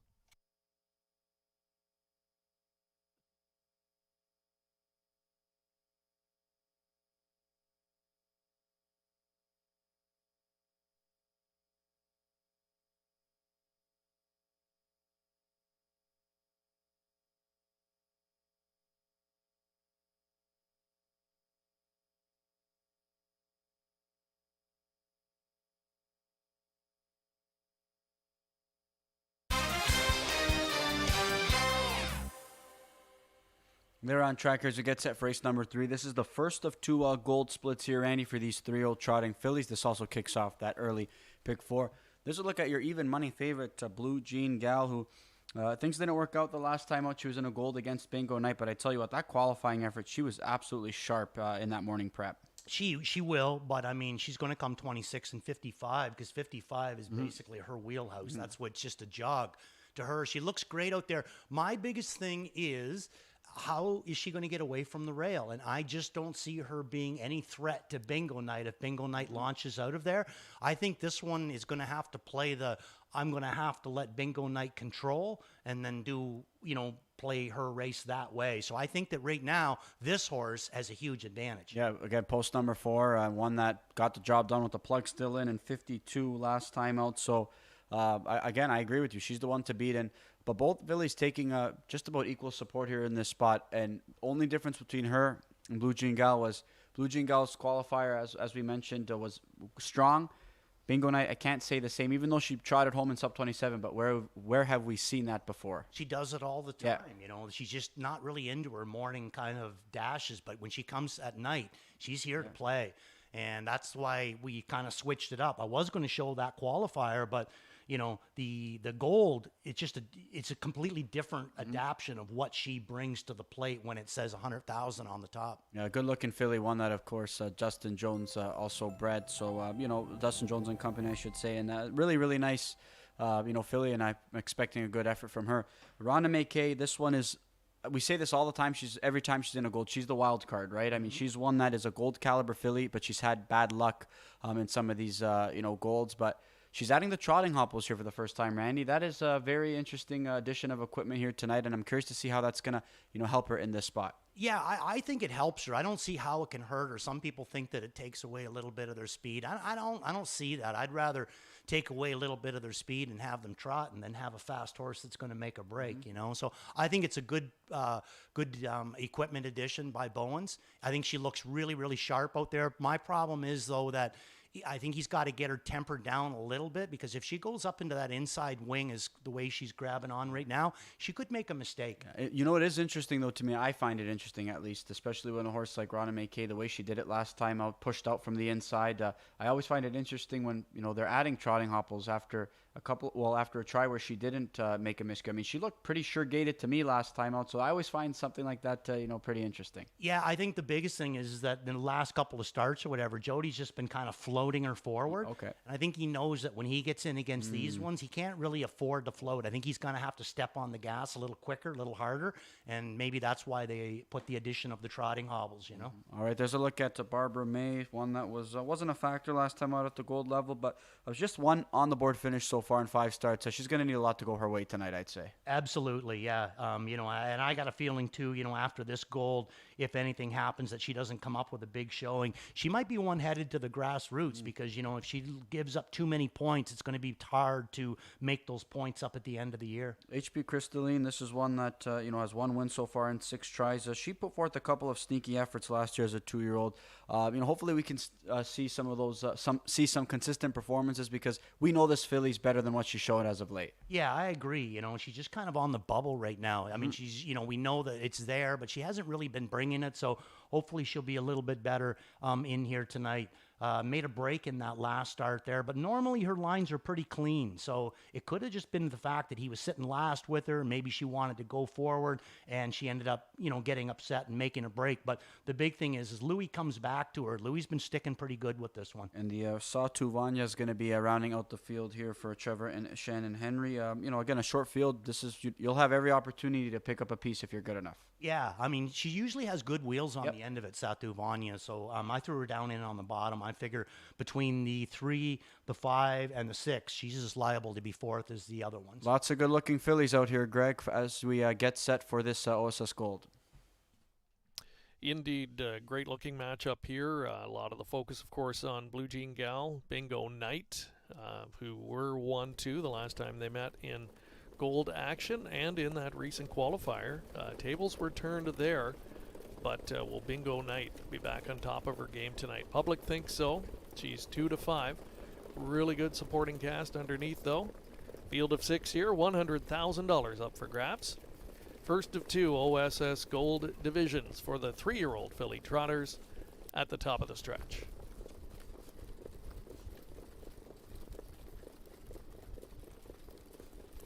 Starting 8 picks up speed. They're approaching the start.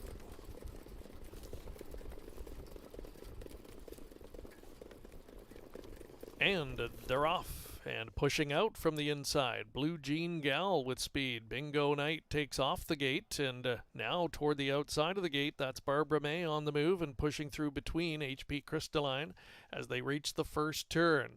Top 2 tussling as they go to the opening quarter. Inside with the lead, HP Crystalline outside trying to clear as they round that first turn. It's Barbara May out and driving early. Bingo Knight now trying to work her way to the front in the second quarter after a sharp opener of 26-1. So after a leaving move, Blue Jean Gal emerges in 4th position. She has 2 beaten at this point as they race midway through the backstretch. They are Rondame K and Satu Vania is at the back of the bus. They trot up to the half-mile pole. Bingo Knight able to grab control, and she leads past the halfway point. Barbara May now sitting in the pocket position. HP Crystalline is 3rd. Blue Jean Gal tightens in from 4th after a 55-3 honest opening half mile.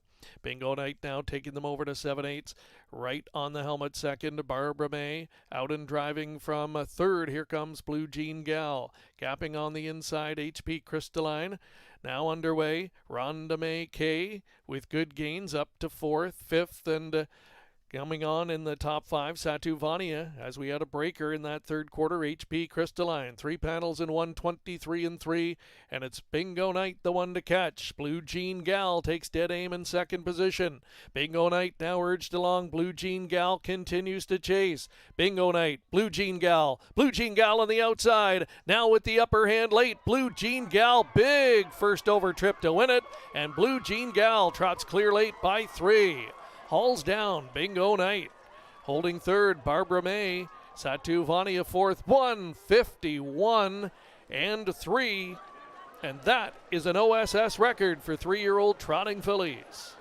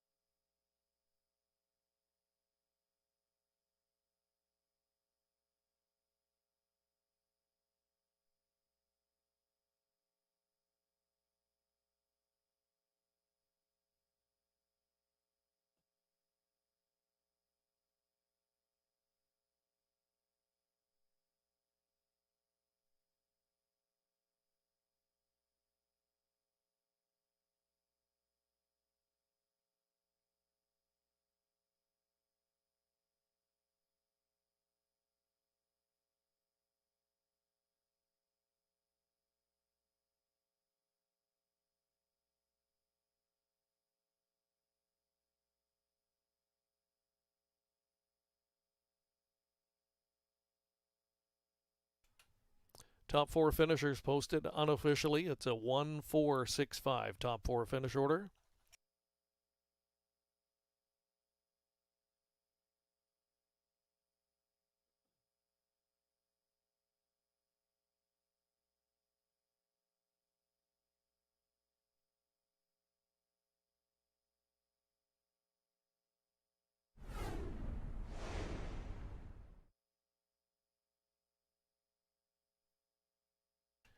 Playing on a lightning fast oval tonight at Woodbine Mohawk Park. 3 races in, 3 career best performances, including this gal returning in our first OSS Gold division of the night.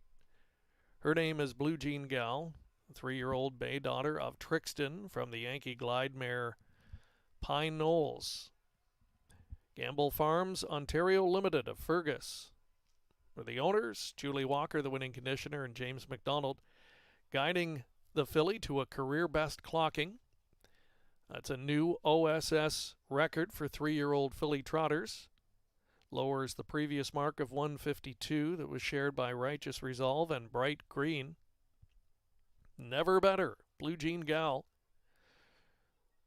On the strength of that sharp qualifying effort coming in, a sign that she was ready to go tonight. Blue Jean Gal, 151 and 3. Happy connections here with the blanket presentation as she emerges victorious in record time. 6-5, she was the second choice in the wagering, returns $4.70 for the win. The 1-4 exacta pays $7.70. Dollar try, $11.10. Superfecta for $1, $50.70. Another daily double wrapping up in race number 3. $2 ticket pays $20.60. And the first pick 3 of the night, $1 ticket worth $92.30. And stand by in just a moment. John Rallis is going to catch up with some very happy Winner's Circle connections.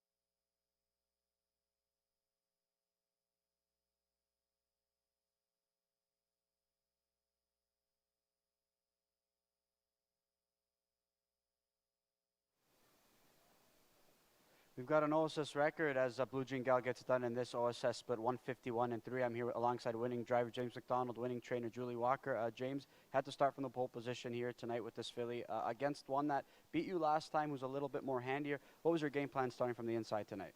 Well, the rail's so hard. The game plan tonight was they made some changes, try and we've just been pretty cautious with her, just getting her around, racing her off the pace, even grinding first up, but haven't really asked her to snap yet.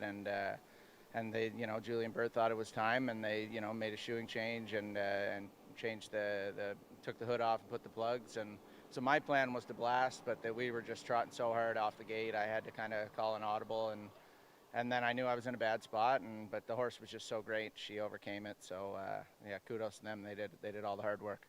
Speaking of plugs, I mean, when you were chasing Bingo Night last time out, Tyler never popped the plugs on his filly. At the top of the lane, once you saw him pop his plugs, and the way your filly was trotting, did you think, were you pretty confident you were going to get her?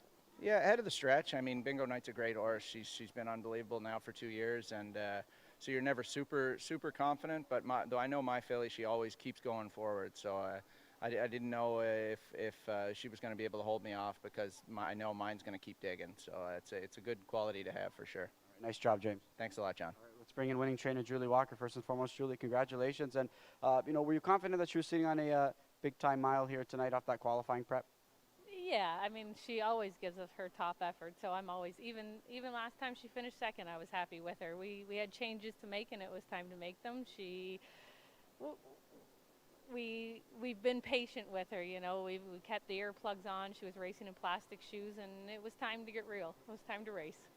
As far as her stake schedule is concerned, is it just provincial? Is there anything a little bit more, on her calendar as far as Grand Circuit events? Yep, she's got a few Grand Circuit races here, but we're not going to leave Canada. But we got a few later in the year.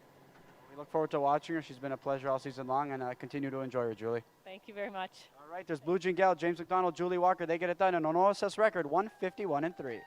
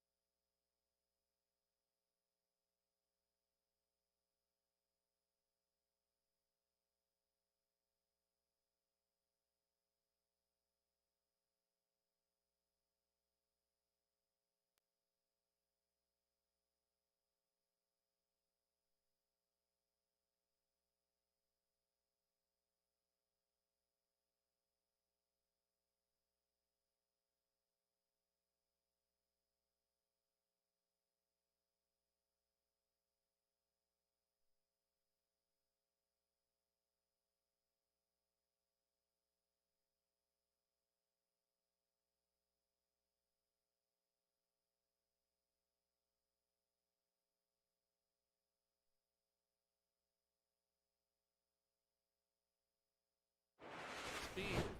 They're approaching the start.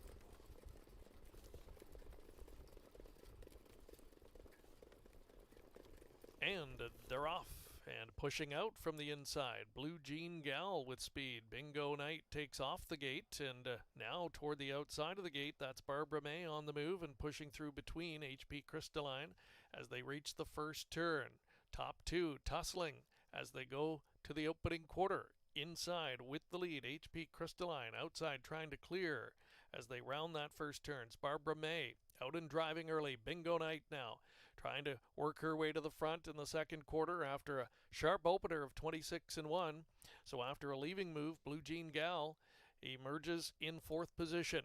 She has two beaten at this point as they race midway through the backstretch. They are Rondame K, and Satu Vania is at the back of the bus. They trot up to the half-mile pole. Bingo Night able to grab control, and she leads past the halfway point. Barbara May now sitting in the pocket position. HP Crystalline is third. Blue Jean Gal tightens in from fourth after a 55-3 honest opening half-mile. Bingo Night now taking them over to 7/8. Right on the helmet second. Barbara May out and driving from third. Here comes Blue Jean Gal. Gapping on the inside, HP Crystalline. Now underway, Rhonda May K with good gains up to fourth, fifth, and coming on in the top five, Satu Vania, as we had a breaker in that third quarter. HP Crystalline, 3 panels in 123-3, and it's Bingo Night the one to catch. Blue Jean Gal takes dead aim in second position. Bingo Night now urged along. Blue Jean Gal continues to chase. Bingo Night, Blue Jean Gal on the outside, now with the upper hand late. Blue Jean Gal, big first over trip to win it, and Blue Jean Gal trots clear late by 3. Hauls down Bingo Night. Holding third, Barbara May. Satu Vania fourth, 151-3. And that is an OSS record for 3-year-old trotting fillies.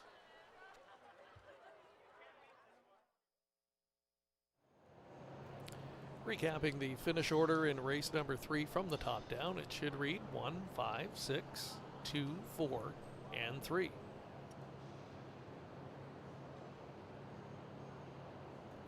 Upcoming race number 4, a pop-up series consolation for the Trotters. Number 4, Tyrone Bowtie gets a bridle change open to race in a blind bridle.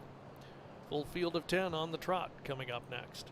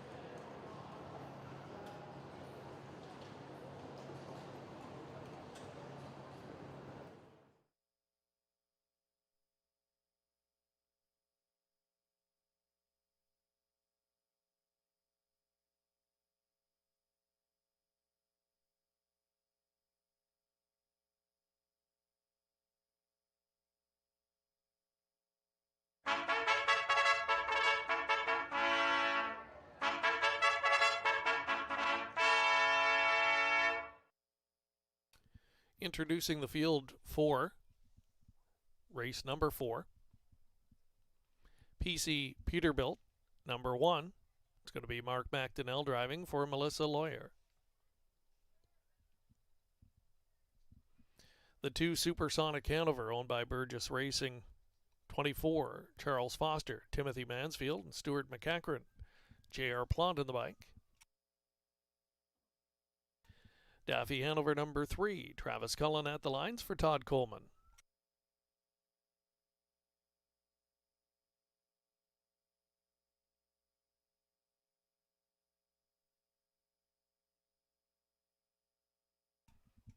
Number 4, Tyrone Bowtie. Brady Gallier's in the bike for Rachel Burns, Wade, and Philip Toussaint. The 5, Steamer. Scott, Vivienne Donnie, and Steve Byron all share ownership. Doug McNair at the lines. The 6, She's a Manalishi. Trevor Henry driving for Gildan, Ontario Incorporated.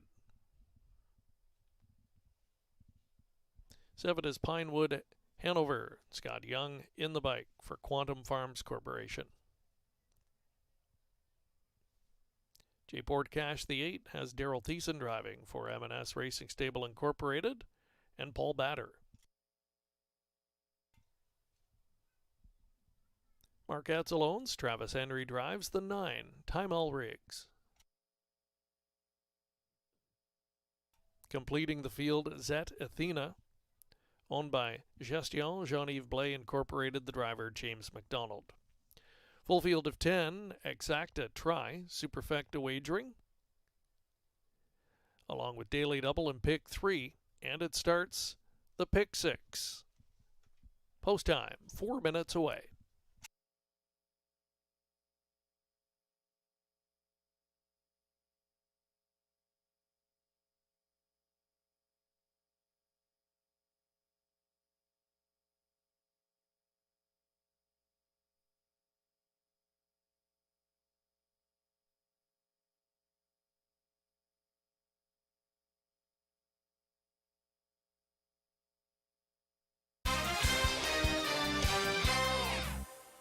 They're on track here as we get set for race number 4, but how about that mile by Blue Jean Gal, OSS record there, 151-3. Look, I mean, I know maybe Bingo Night didn't, bring the performance that we saw, but I tell you what, Blue Jean Gal, she certainly stepped up her game. It's going to be an interesting little competition if they keep taking turns back and forth. I mean, last week Bingo Night looked like you couldn't beat her. This week, Blue Jean Gal looked like you couldn't beat her. So, really, it's about as clear as a mud puddle right now. I like what Julie Walker said out there in the interview when he said it's time we, it's time this filly just kind of steps up. It's time we take the training wheels off almost, right? Just kind of made some changes, and she certainly was better off for it. I know they wanted to look after a certain way, but I tell you what, she's starting to mature, and she's certainly bringing her game with the maturity as well. And won from one of our most difficult spots, too, the rail. Yeah. That's not the easiest spot to win from, especially for a trotter, and she handled everything, no problem. 3-year-old trotting fillies, James's MO these days, it seems. Silver Jog last night, and now Blue Jean Gal. He's going to have a great shot in that gold later on as well. But they're on track here for race number 4, and that's going to kick off the pick 6 sequence. We've got a field of 10 going postward here. Your top pick is going to be the 3-horse Daffy Hanover. One, Randy, that I thought actually was sneaky good over her last couple of efforts, I should say. Yeah, she's just kind of like a little bit falling short on the end of it, but it's not because she's not bringing the goods. So one of these times she's going to sneak herself through there, and she's going to pay a good price, and I'm hoping tonight's the night. My top selection, I'm loving the price on Supersonic Hanover. Just missed last time out. Look, Nacy was able to pick him off, but that was a big mile that he trotted, right? I mean, the mile went in 53-3. He was able to get he nearly missed, I should say, and I think just a horse with more back class, picked him off. Yeah, I completely agree. And he's just, each time that he races, he's just going to get a little bit stronger and a little bit stronger. We've seen this guy race for Blair before at a better level than this. So I think he's a good pick in here. I got him in for second. I can see you going to the front. Now this guy, I used him on top last week. I love this Steamer horse. Me too. But I didn't see anything last week that would show me that he is going to be even better in here tonight. I'm a little shocked that he's 5-2. Yeah, good draw to work with yet again, but he really should have. I mean, you and I both thought he should have converted last time out. Dougie worked out a picture-perfect trip for him. He did not fire. So one that I didn't really feel inclined to come back to. I still rated him highly, but I just went all in on this Blair Burgess trainee because I like the way that he's been racing. She's a Manalishi taking some support here at 7-2. But she's pretty handy. She's got a good draw to work with, but just 1 for 25 this year. Her efforts have been good, but she's a little bit shy on the win front. She certainly is.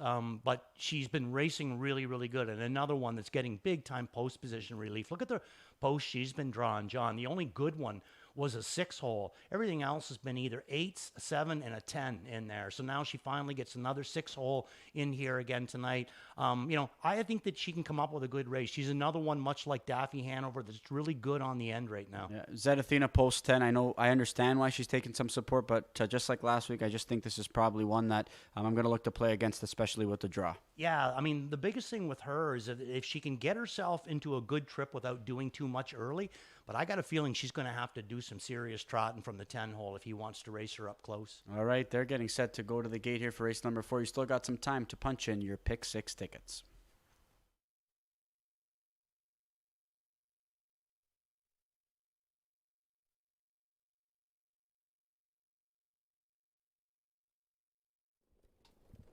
It's a pop-up series consolation for the Trotters here in race number 4. Good betting board, maybe one of the better wagering opportunities of the night here. Public having a tough time deciding on a definitive favorite. Getting some late money despite the outside post here is at Athena at 3-1. So 3 co-favorites at 3-1 here as the 4th race field moves to the top of the stretch.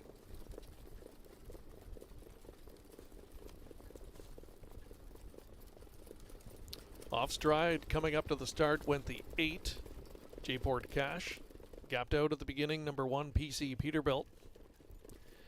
And the rest of them are underway, and it is at Athena trying to show some speed from the far outside, but it is a firing line as they trot to the first turn.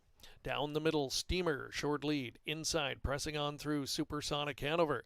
He means business early, and Supersonic Hanover is going to land a spot on the lead here. Steamer plugs in second, Daffy Hanover third, and wrestled back into fourth is going to be Shiza Manalishi as they trot past the quarter in a brisk 26-2. Showing up in a mid-pack fifth, as that is Tyrone Bowtie. Then it's Zet Athena traveling in 6th position, up in front of Pinewood Hanover. And the back markers, the trailing trio here, as they move up to the half, Timel Riggs, followed by PC Peterbilt, and the early breaker in the field, J-Port Cash. Across the backstretch and past the half, it's Supersonic Hanover showing the way and puts up the half in 55-3. The pace is solid. Supersonic Hanover with the lead. Steamer tracks second, out and on the move. Coming up quickly to take over second, Shiza Manalishi. Trying to latch onto that cover is Tyrone Bowtie in the third quarter. On the inside and getting shuffled back to 5th, that's Daffy Hanover. Trotting up to 3/4, Supersonic Hanover in the inside with company. Coming to call second, Shiza Manalishi. After 3/4 and 1:24 and 2/5, and they're into the stretch. Supersonic Hanover outside and continuing to chase Shiza Manalishi. Trying to find clearance on the inside, Daffy Hanover. They're in deep stretch now, and Supersonic Hanover's battling back. Shiza Manalishi, Daffy Hanover in the inside. As they come to the wire, Shiza Manalishi reaching up. Shiza Manalishi, Daffy Hanover on the inside, and Supersonic Hanover. They hit the wire together. It's picture time here in the 4th, and 1:53-2.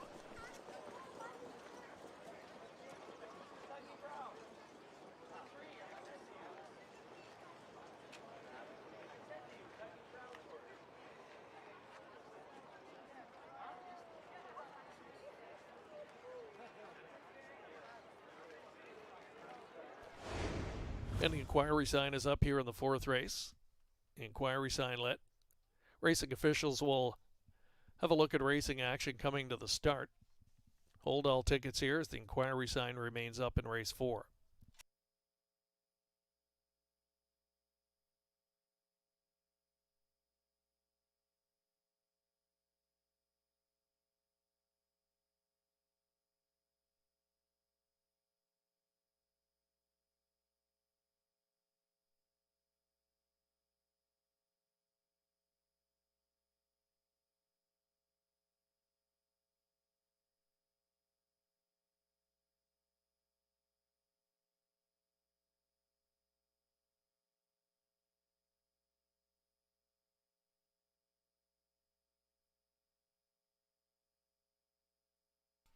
In the win photo, number 3, Daffy Hanover, clicking at 13-1. Second, the 2, Supersonic Hanover. Third, number 6, Shiza Manalishi. And fourth to the number 5, Steamer. 3-2-6-5 unofficially.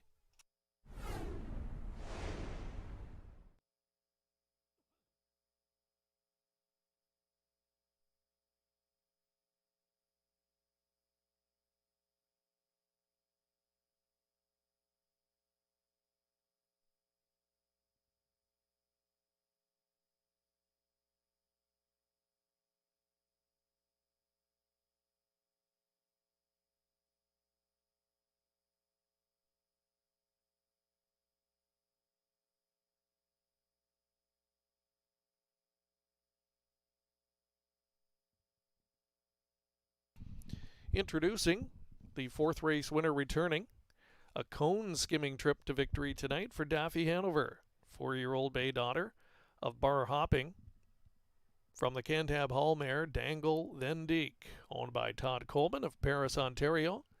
Doug Brown, the winning trainer. The legendary Doug Brown. And it's Travis Cullen in the driver's seat for the victory. For Daffy Hanover, that's the 3rd win this season, 6th lifetime, and it's a 4th new career best clocking tonight. Daffy Hanover, 153-2, getting it done in race number 4. Again, the inquiry sign lit. We can tell you the racing officials are looking at 2 different portions of the race. Again, reviewing the start of number 8, J-Port Cash, who had the break. Also reviewing racing action in the first turn, focusing on your unofficial 3rd place finisher, number 6, She's a Manalishi, for a possible pylon violation.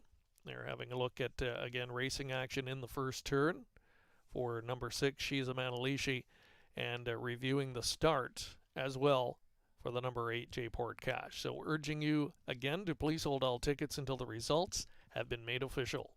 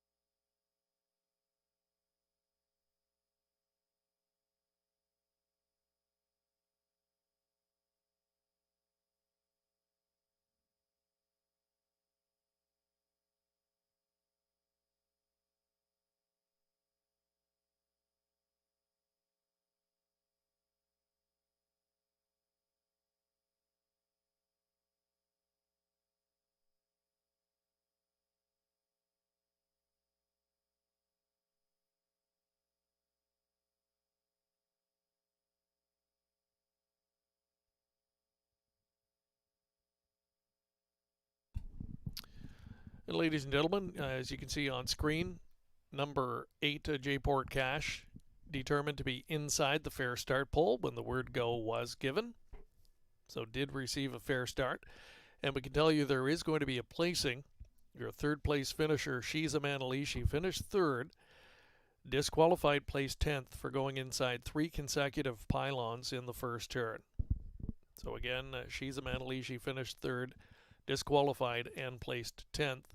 Number 5, Steamer, moves up to third, and number 9, Timel Riggs, now elevated to fourth. The new top 4 finish order, 3, 2, 5, and 9.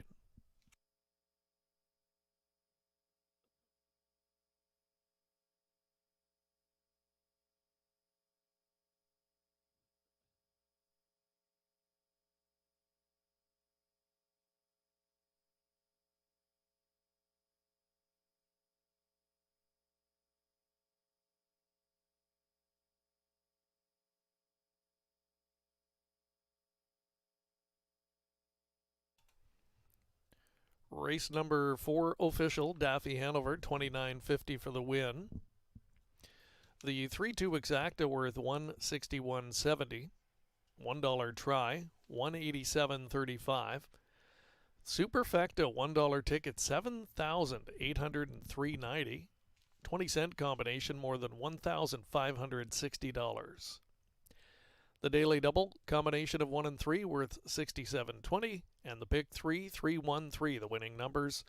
$1 ticket, $140.25.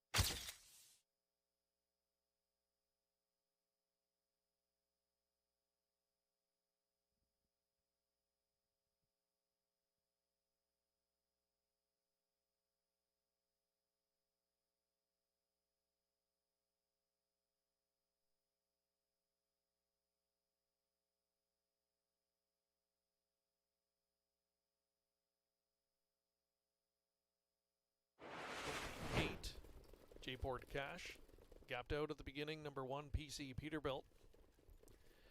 And the rest of them are underway, and it is at Athena trying to show some speed from the far outside, but it is a firing line as they trot to the first turn. Down the middle, Steamer, short lead. Inside, pressing on through Supersonic Hanover.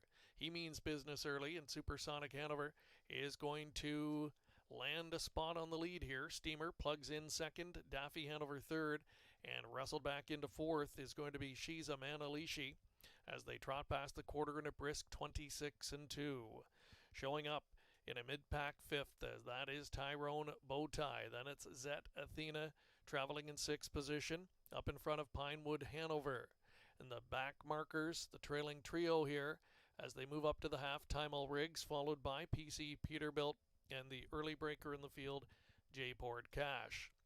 Across the backstretch and past the half, it's Supersonic Hanover showing the way and puts up the half in 55-3. The pace is solid. Supersonic Hanover with the lead. Steamer tracks second, out and on the move. Coming up quickly to take over second, Shiza Manalishi. Trying to latch onto that cover is Tyrone Bowtie in the third quarter. On the inside and getting shuffled back to fifth, that's Daffy Hanover. Trotting up the three-quarter, Supersonic Hanover in the inside with company. Coming to call second, she's Amanda Leashy. After 3/4 and 1:24 and 2/5, and they're into the stretch. Supersonic Hanover outside and continuing to chase. She's Amanda Leashy. Trying to find clearance on the inside. Daffy Hanover. They're in deep stretch now, and Supersonic Hanover's battling back. She's Amanda Leashy. Daffy Hanover in the inside. As they come to the wire, she's Amanda Leashy reaching up. She's Amanda Leashy. Daffy Hanover on the inside, and Supersonic Hanover. They hit the wire together. It's picture time here in the fourth, and 1:53 and 2.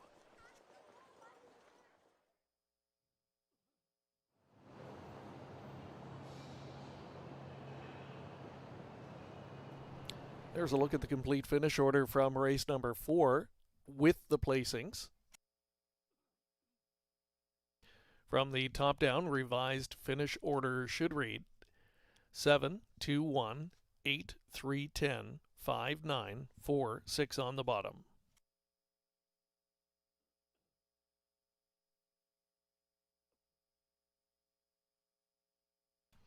Upcoming here, race number 5. High-end condition trotters, full field of 10, wrapping up the early pick 5. And there are no changes. No changes here. Some very nice returns coming back in tonight's early pick 5. Good luck if you are still going. Post-parade coming up shortly.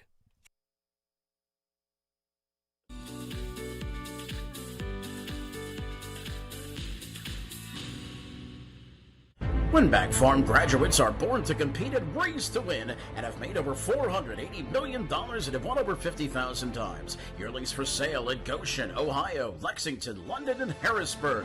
Featuring first crop yearlings sired by Meadowlands Pace winner Beach Glass, Adios Pace winner Cannibal, O'Brien Award winner Lawless Shadow, multiple O'Brien Award winner Tattoo Artist, and Van Patch Award winner Volume 8. Yearlings eligible for multiple racing jurisdictions. For more information, visit winbackfarm.com.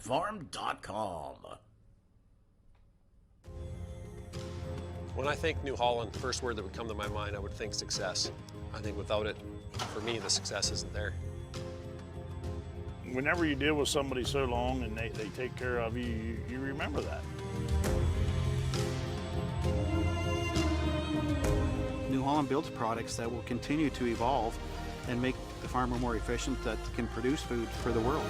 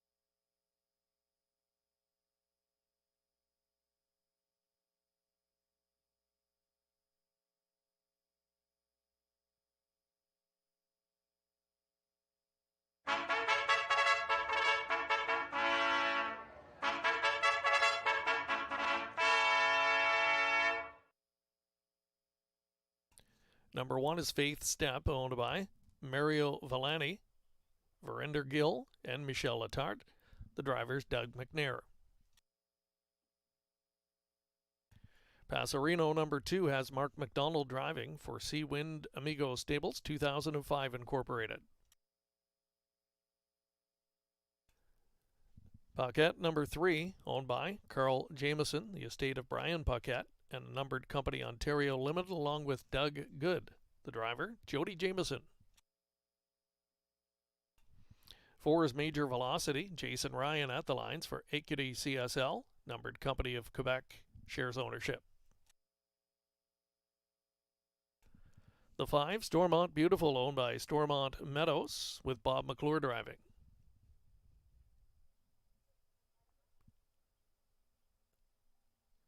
You Got It Kemp is number 6. It'll be Travis Cullen at the lines for Brady, Brooke, and Dan Legacy, and the Sujalampi stable. 7, Distance Learning, Brady Galliers driving for Galliers Racing LLC. 8, Penn Teller Hanover, AQD McGuire, Jean Mondu, Jean Allaire, and GT Stables, the owners, Louis-Philippe Bois on the bike. 9 is Private Access, James McDonald driving for Determination. Completing the field right here, Hanover, Gestion Jean-Yves Blais Incorporated, the owners, the driver, Justin Turcott. That's your full field of 10 here. Race number 5, wrapping up the early pick 5. Starts a daily double and another pick 3. Post time, 5 minutes away.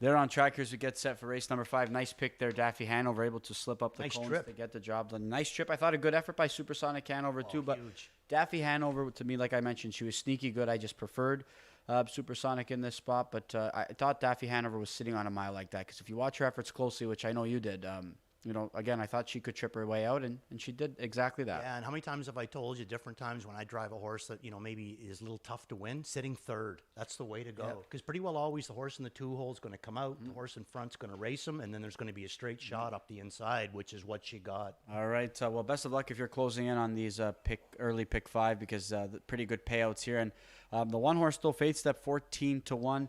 She definitely would be a good one to get across if you're alive on her, because she's one that's super live, I think, especially on the end of it. And this is a mare that, man, I mean, she stepped up her game ever since she came over from the Meadows. Has she ever? And she's beautiful looking.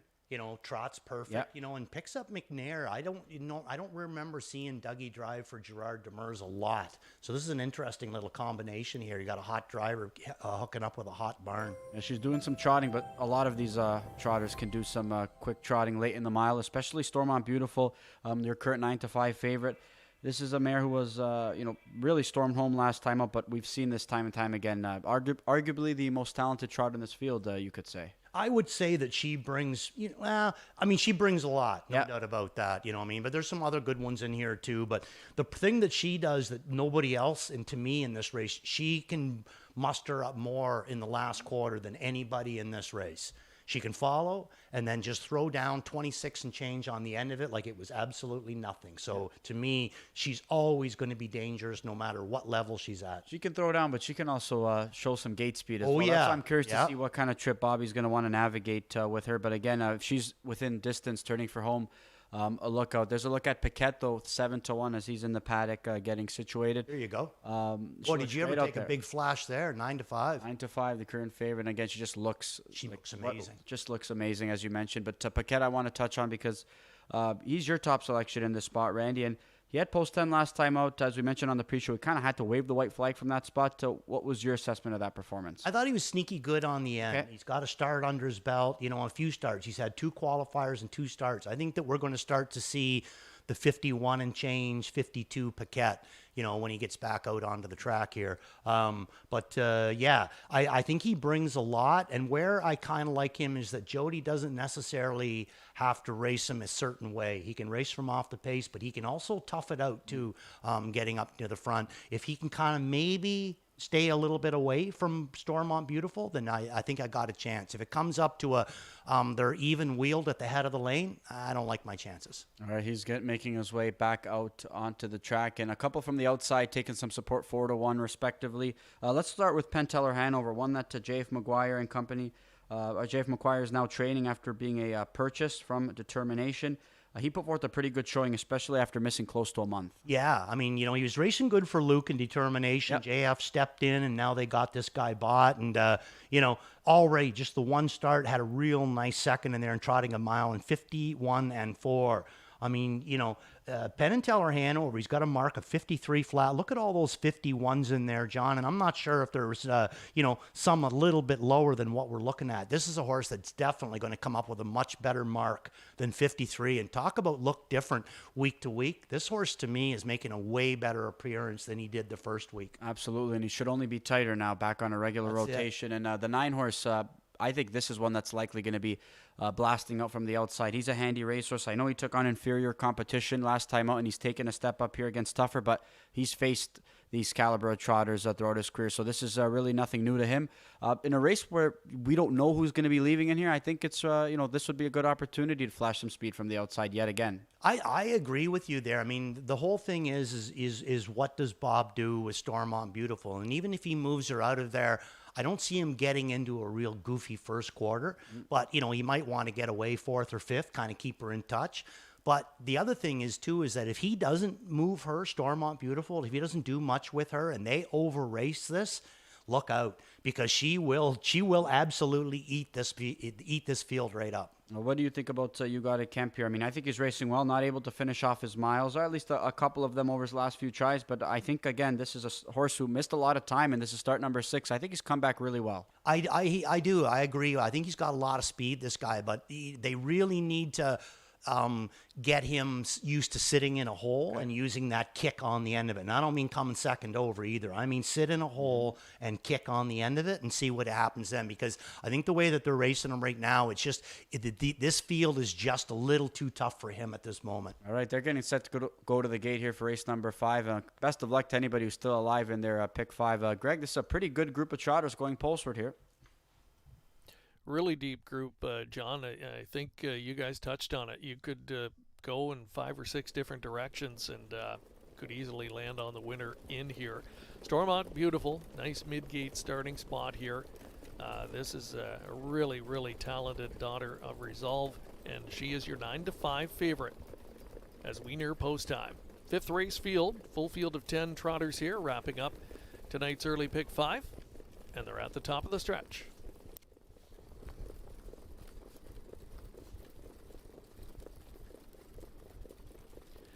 Gate swings into the stretch, and here they come.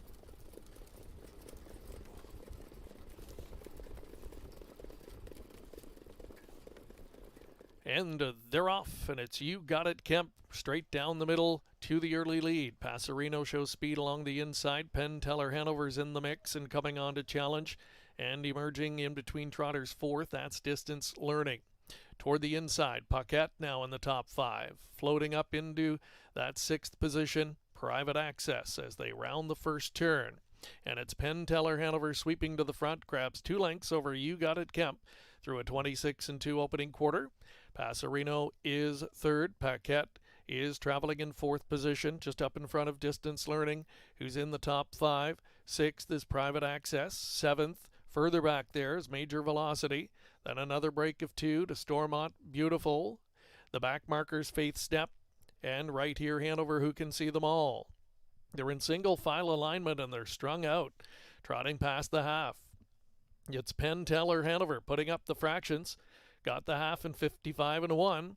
Leads into the far turn. You Got It Kemp drafting perfectly in the pocket. Passerino is 3rd. There's Paquette now, looking to stay to the inside here as Passerino is now going to step wide from 3rd position. Private Access going to try and latch onto that cover with a quarter of a mile to go. Penn Teller Hanover, the one to try and haul down. Outside, Passarino getting closer in that first over spot. You got it, Kemp. Searches for racing room. Paquette now moving up on cover, second over into the top four. And they're in the stretch off 3/4 and 1:23 and 2. Penn Teller Hanover still there. Here's Paquette closing. Private access from way back. Stormont beautiful as well. There's You Got It Kemp. He found the late seam. You Got It Kemp just tripped out and won it. Got up by a half a length. Hauls down Penn Teller Hanover. Finishing third was Paquette, 1:51 and 3. You Got It Kemp in a mild upset here in the fifth.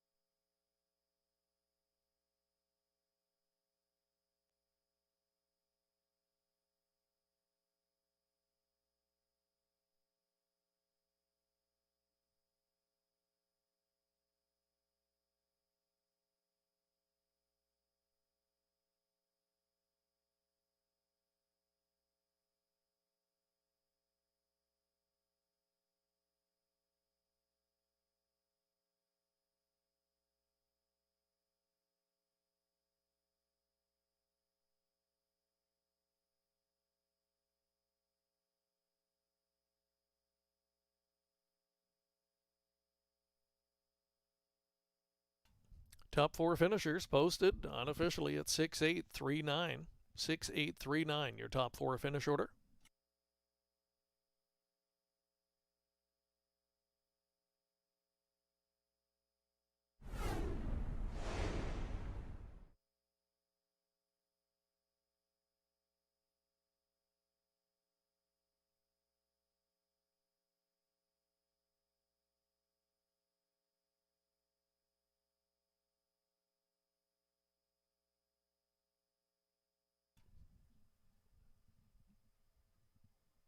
Six to 1 winner here in race number 5. Returning, it's number 6, You Got It Kemp.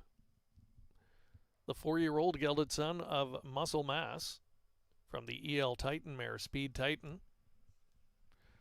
Co-owned by Brady, Brooke, and Dan Legacy, along with the Jalompi stable of Florida.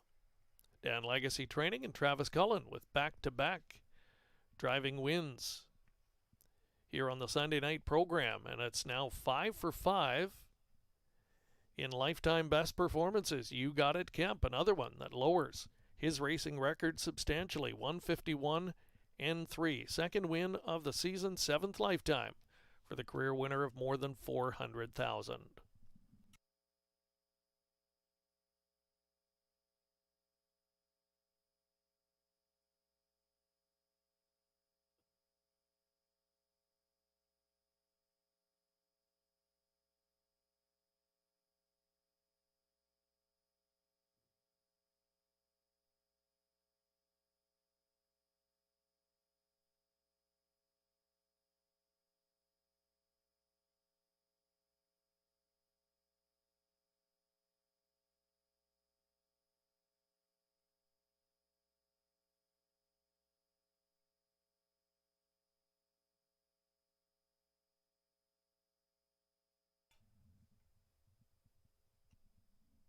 Race 5 official.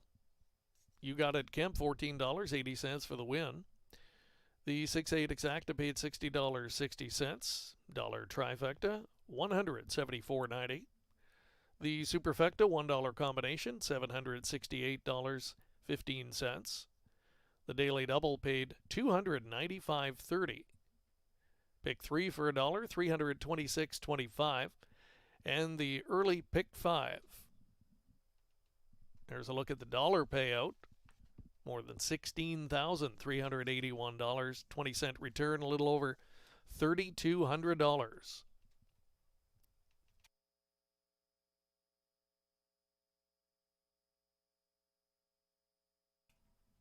You'll have another Pick 5 opportunity coming up next in Race 6.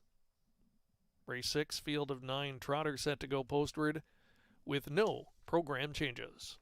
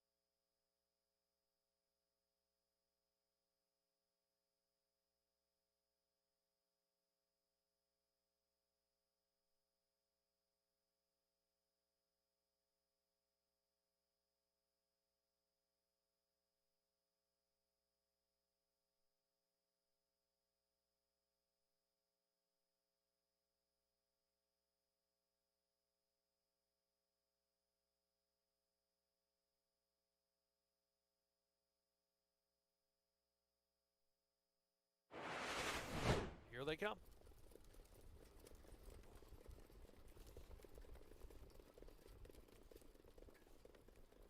And they're off, and it's You Got It Kemp straight down the middle to the early lead. Passerino shows speed along the inside. Penn Teller Hanover's in the mix and coming on to challenge. And emerging in between trotters fourth, that's Distance Learning. Toward the inside, Paquette now in the top 5. Floating up into that 6th position, Private Access as they round the first turn. And it's Penn Teller Hanover sweeping to the front, grabs 2 lengths over You Got It Kemp through a 26-2 opening quarter.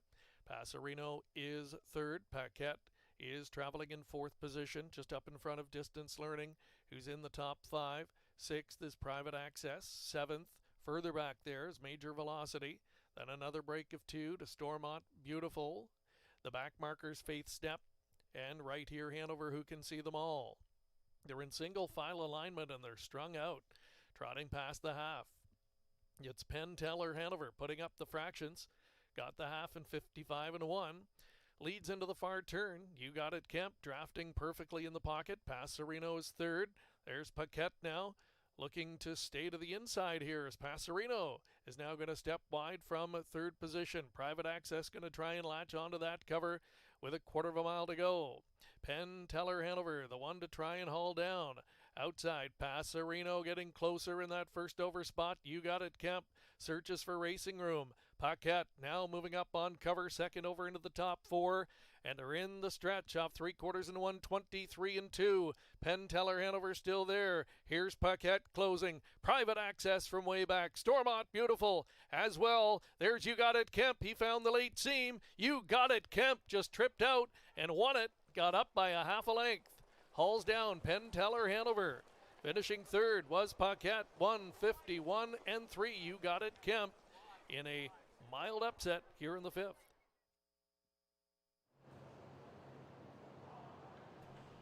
There's a look at the complete finish order from race number 5. Top down if you're marking, 5, 9, 3.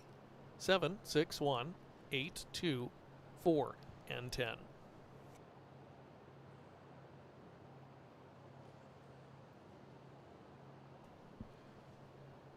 The Sunday night late pick 5 starts next. Field of 9 trotters to kick it off, and there are no program changes.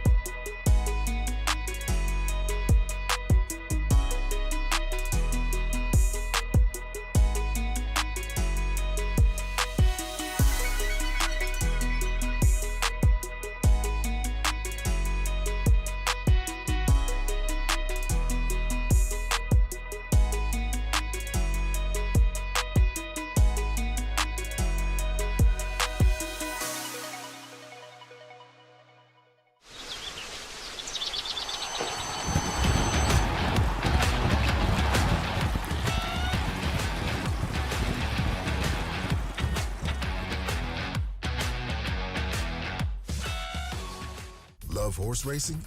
HPIBet.com is Canada's leader in online horse betting.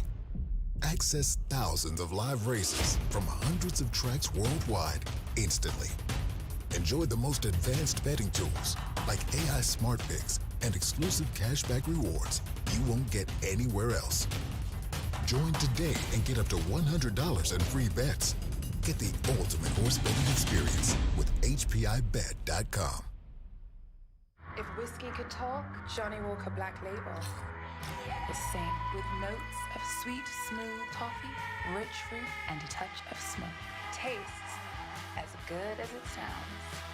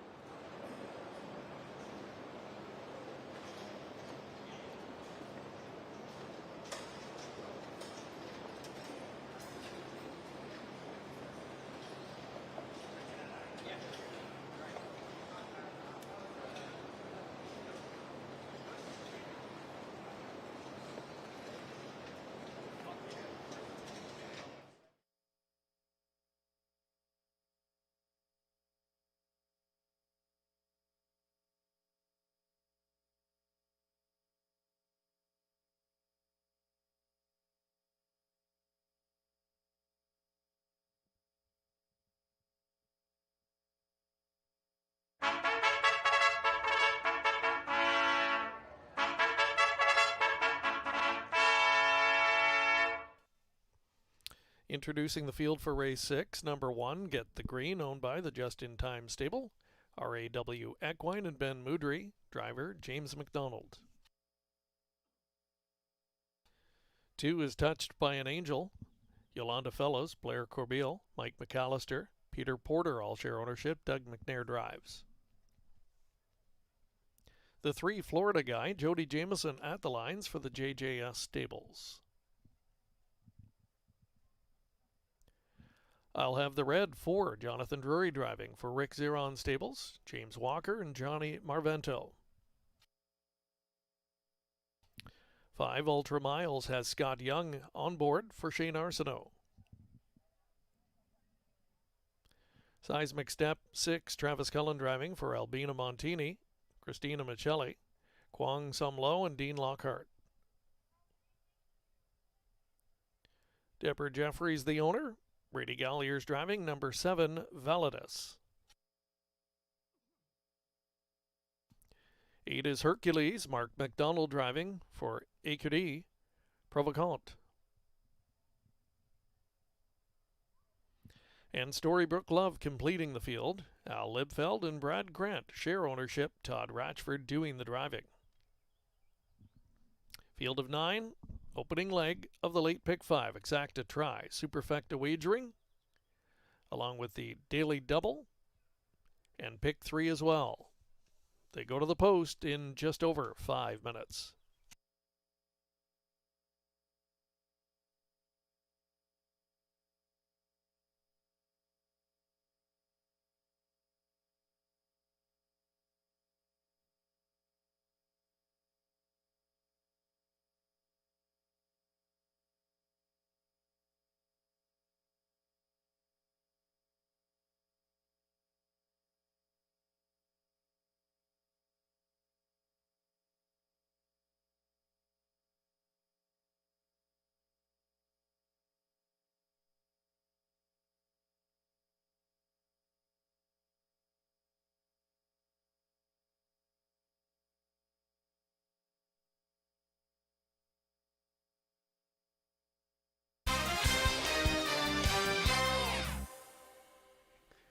They're on track as we get set for race number 6, and there's a look at Mark McDonald and Hercules, this Justin Turcotte trainee, who is my price play this evening at 25 to 1. And maybe he's going to need it to get a little bit lucky here, Andy, but I'm telling you what, I really liked that effort last time out.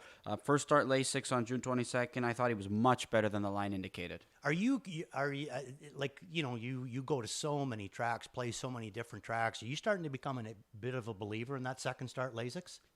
You know what?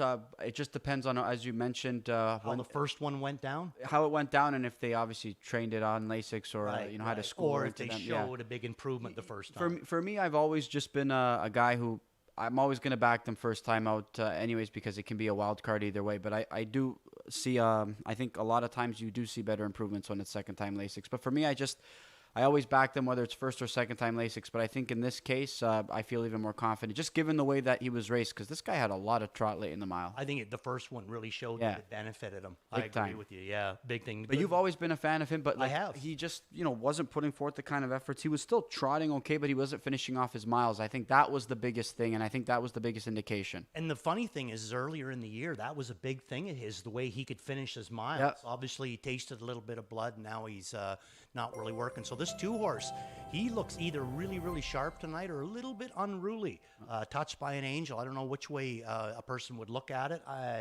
He's getting him slowed down, going to turn him and head him to the gate. But, Touched by an Angel, John, I mean, he's taken a lot of play, 4 to 5. I completely realize how talented he is, but he's coming in here with a very stale date, and he's in against a couple of older horse kind of killers. He's got golds coming up. I'm just not sure how tough Doug is going to want to be with him tonight. Yeah, you and I both going with older horses, I should say, that are both offering a pretty good price. But Touched by an Angel, again, 3-year-old or not, I do think that he's probably the horse to beat. But I don't mind taking a shot in here the same way you are. But you certainly have a much better draw to work with than I do. And I think if you're Scott Young, you got to take advantage of the fact that he finally draws the middle of the gate. This is a horse that is so handy, but when you're tasked with post 10 back-to-back weeks, you got to leave in this spot, I would figure. Yeah, and I mean, to me, he just was rounding into that win form, if you see in the middle of his card, and then boom, 2 10 holes in a row. What's he supposed to do with them, you know? So I think that with the middle of the gate, Scotty, you know, not overdoing it the last 2 starts, I think this horse is primed for a big effort tonight. You've got a couple of other 3-year-old trotting fillies in this spot, both of which are daughters of Chapter 7, a Storybook Love, and I'll have the red. Storybook Love,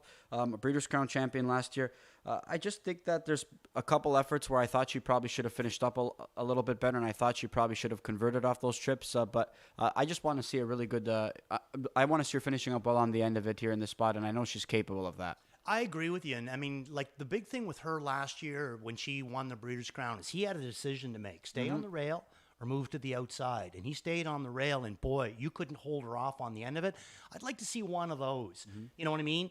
Whether he leaves or whether he doesn't, you know what I mean? I'd like to see him stay down in amongst them or whatever, and then see what happens on the end of it, because I got a feeling she's going to unleash a big kick again. I really love the way that I'll have the red raced last time out. Again, another performance by a horse who I thought raced better than the line indicates.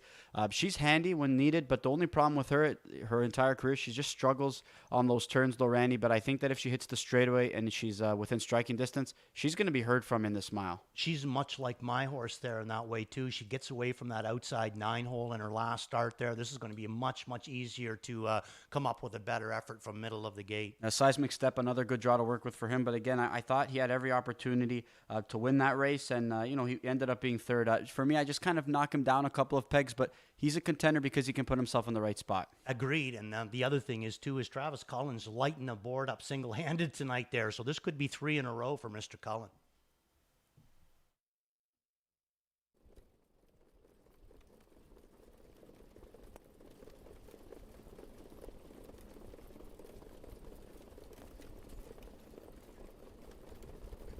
Good-looking group of trotters here. Race number 6 as we kick off the late pick 5. Heavily favored Touched by an Angel.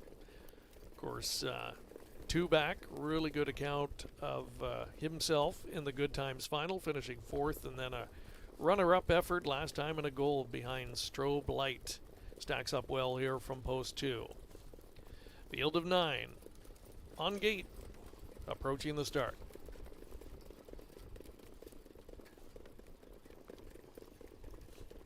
And they're off and trotting, and it's a cavalry charge off the wings of the gate. Ultra Miles is the first one away, but pressing on against that one is Seismic Step, who wants the front. Storybook Love shows speed from the far outside, and also getting involved early. Chased along, that's Hercules. As they sweep through the first turn and past the opening quarter, it's Seismic Step moving up to take the lead from Ultra Miles. And eyeing up the 3-hole now in third, Hercules wrestled back into line. Florida Guy came away 4th through a 27-second opening quarter. Getting a seat in mid-pack, that's Storybook Love. Up in front of Touched by an Angel, who's traveling 6th through the backstretch. 7th one is Get the Green. Second from last, I'll Have the Red. And at the back of the field, that is Validus. Leading the train on up to the half, Seismic Step at 5-2. Ultra Miles drafting in second spot. Hercules, the long shot, is not far off in third. The half 56-2. Well rated up front. Seismic Step, who now steps on the accelerator, opens up to a length and a half. Ultra Miles trying to go with that one in second. Suddenly gapped in third. That's Hercules, and that's going to bring Florida Guy to the outside, and he's being chased along. Touched by an Angel, second over, but has stalled cover in front of him at this point.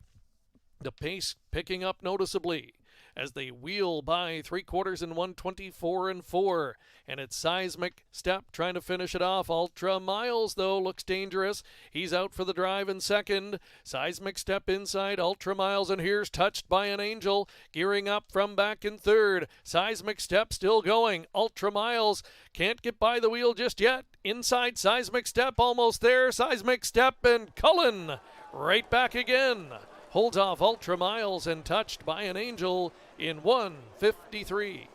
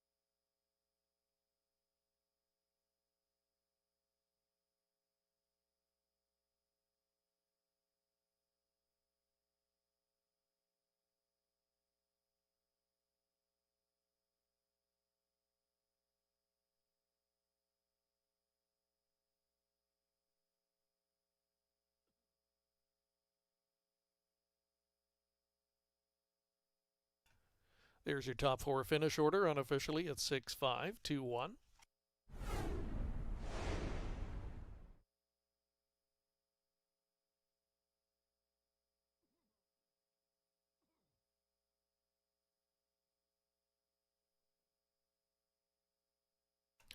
It's the natural hat trick here on the Sunday night program for driver Travis Cullen. Back this time with Seismic Step, a 4-year-old gelded son of Chapter 7 from the credit winner mare Sterling Debutante. Owned by Albina Montini along with Christine Michelli, Kwang Sum Lo, and Dean Lockhart. Tony Montini is the winning conditioner, and again that's the driving triple tonight. Back to back to back for driver Travis Cullen. Seismic Step, first win in 10 this year, 4th lifetime.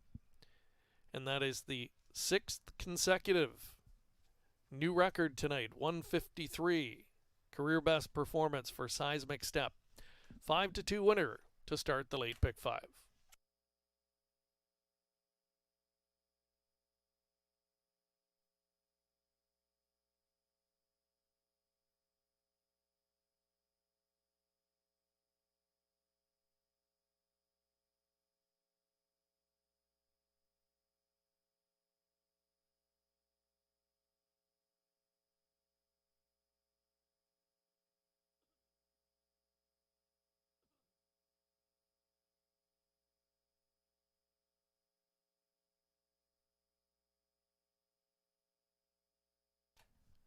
Race 6 official. Seismic Step returning 740. 6-5 exacta pace 36.40. Dollar try 62.30. The Superfecta $1 ticket 367.45. Daily double 6 and 6 58.40. Pick 3 for $1 $371. And the $1 pick 4. 4 of 4 $1,400 $5.70.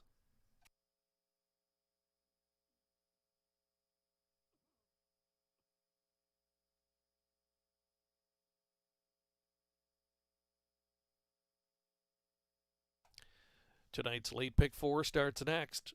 It's the second Ontario Sire Stakes Gold Division for 3-year-old filly trotters. Number 2 Cupid Hall goes from blind to blinkers. Add a Murphy blind on the left side for the number 5 TH. Tricks are for kids.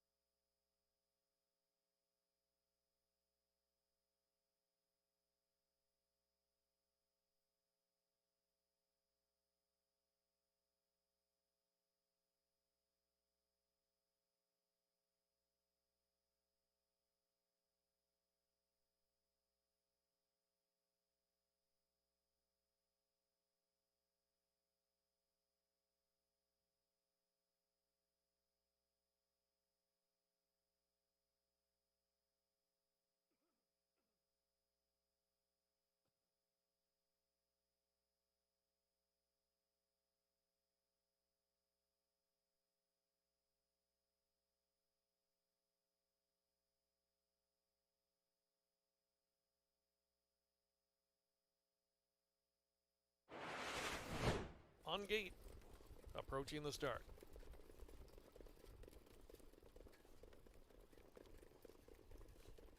And they're off and trotting, and it's a cavalry charge off the wings of the gate. Ultra Miles is the first one away, but pressing on against that one is Seismic Step, who wants the front. Storybook Love shows speed from the far outside, and also getting involved early. Chased along, that's Hercules. As they sweep through the first turn and past the opening quarter, it's Seismic Step moving up to take the lead from Ultra Miles. And eyeing up the 3-hole now in third, Hercules wrestled back into line. Florida Guy came away fourth through a 27-second opening quarter. Getting a seat in mid-pack, that's Storybook Love. Up in front of Touched by an Angel, who's traveling 6th through the backstretch. 7th one is Get the Green. Second from last, I'll Have the Red. And at the back of the field, that is Validus.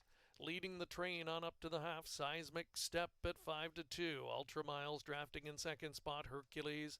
The long shot is not far off in third, the half 56-2. Well rated up front, Seismic Step, who now steps on the accelerator, opens up to a length and a half.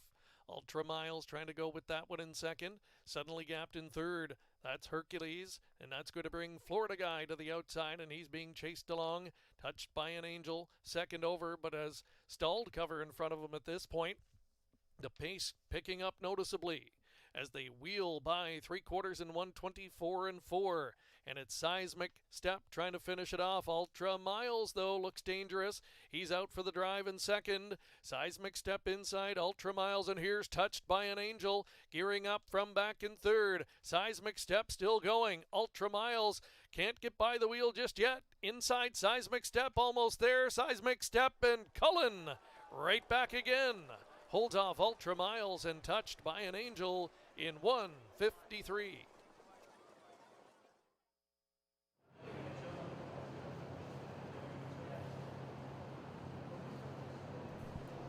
Recapping the order of finish in race 6, top down if you're marking 4-3-9, 5-2-1, 8-7-6.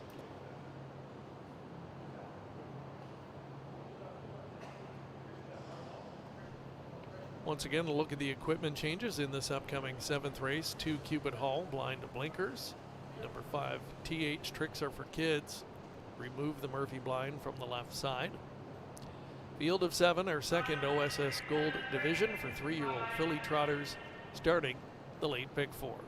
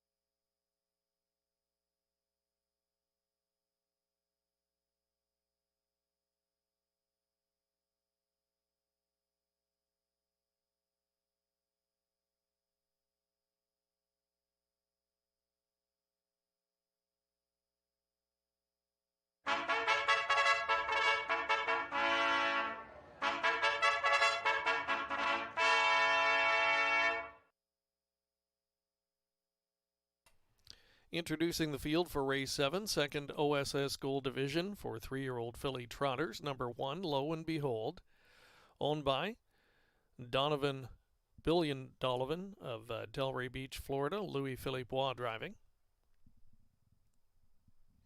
Cupid Hall, number 2, Jonathan Drury in the bike for Hunt Racing Stable.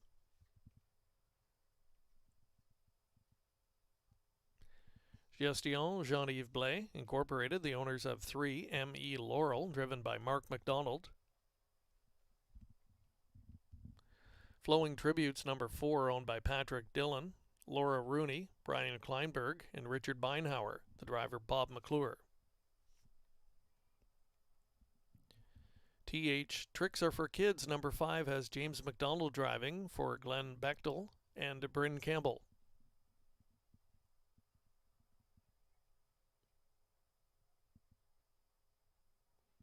Social Wizard is the 6, Tom and Elizabeth Rankin share ownership, Tyler Borth drives.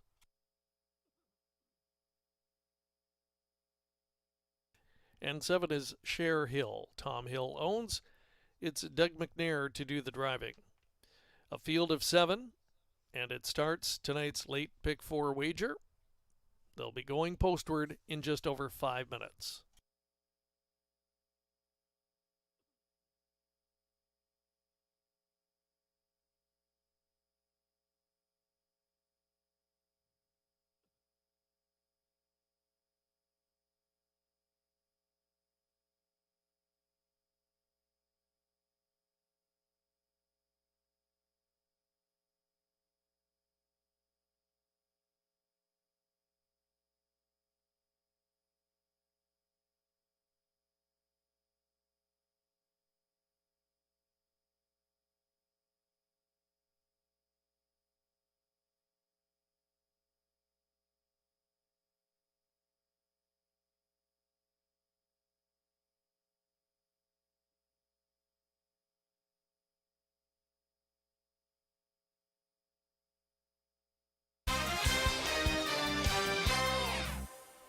It's been a bad night if you're a chalk bettor, that's for sure, Andy. A lot of favorites getting beat this evening.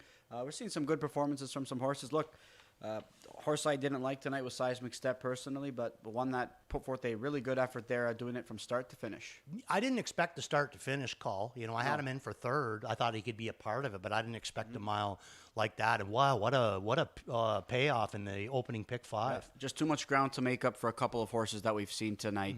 You know, Touched by an Angel, Storm Out Beautiful, both were raced really well. It's just hard to win when you have to make up all that ground. That's the whole thing, you know. I mean, that's why it's called positioning, right? You know, even if you got the best, that's half the battle. That's right. If you got the best horse and you put him in a bad position, you know, the results aren't going to be the same. If you have a bad horse and put him in a good position, you're going to get good results. I've seen you win a stakes race leaving from the 9 hole at 50 to 1. I can't remember the name of the trotting. Hearts. There you go. You'll never forget that one. I wish I knew you well then. Maybe I would have gotten a little bit of a push there. All right, race number 7. On track here, the second gold split here. We've got a field of 7 going posted. I don't know if we're going to see a 51 and change mile like we did in that first division, but still some consistent performance here in this division. And there's a look at Storm Out Beautiful. Flowing Tribute, I should say. She looks relaxed out there, though, Randy. I know sometimes she can be a bit of a handful, but I don't know if you see this as a positive. I don't think it's certainly going to hurt her whatsoever because she looks nice and relaxed. I wonder if that's going to translate to a good showing tonight. Yeah, I mean, I think that this is a great presentation from her. You can see that bit that she's got on there. That's called like an elevator bit, and the further of those holes that you go down to attach the ring, the more severe it becomes. And she's down in on the bottom one, so I imagine sometimes she can be quite a little handful. She's as quiet as can be out here. I think that she is putting up a really good presentation out there. Now, despite her being a handful, again, she's put herself in really good spots. It's not like she's tired herself out being on the engine and getting picked off. She's worked out perfect trips. She just hasn't been able to go by, and she worked out a perfect trip against our top selection here, TH Tricks Are for Kids.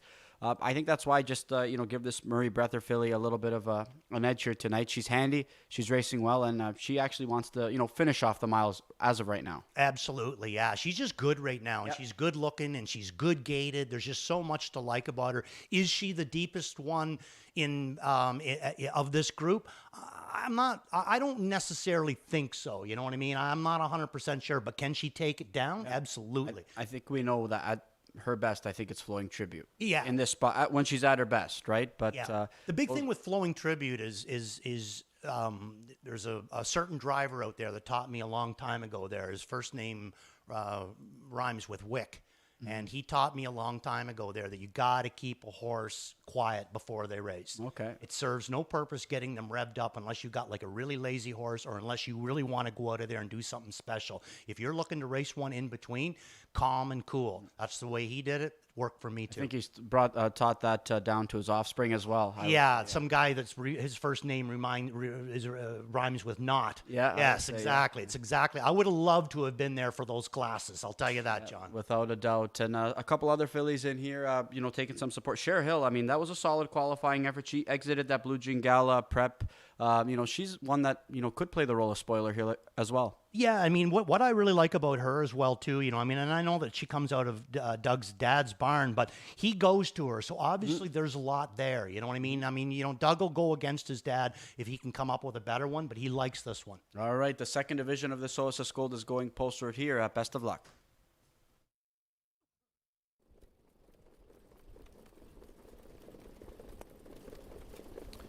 Seven of the top 3-year-old filly trotters in Canada getting set to square off here in the second OSS Gold division of the night. Another $100,000 purse up for grabs, and TH Tricks are for kids. Getting the late tote support, she's 4-5. Flowing Tribute, always a factor. She's 2-1 in second choice.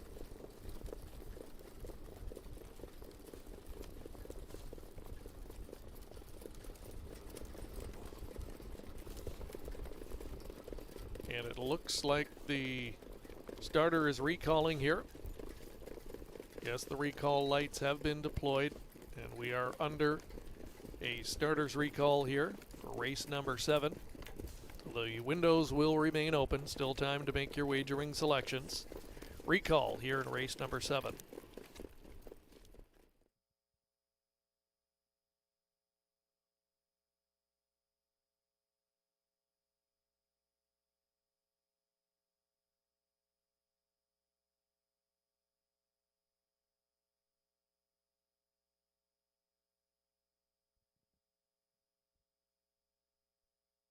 And the reason for the recall, you can see there a good up close look at the Murphy blind has partially come off. Number 4, Flowing Tribute.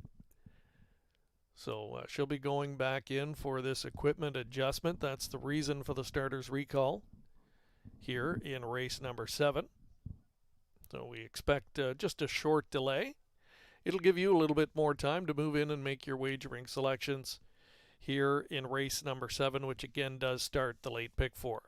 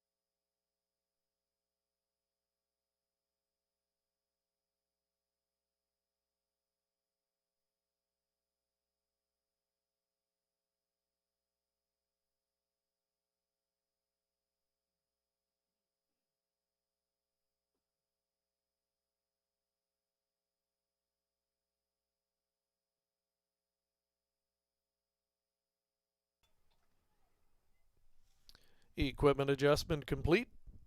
Number 4, Flowing Tribute, getting set to step back onto the track. So this is your last opportunity to wager on race 7, your final chance to play tonight's late pick 4.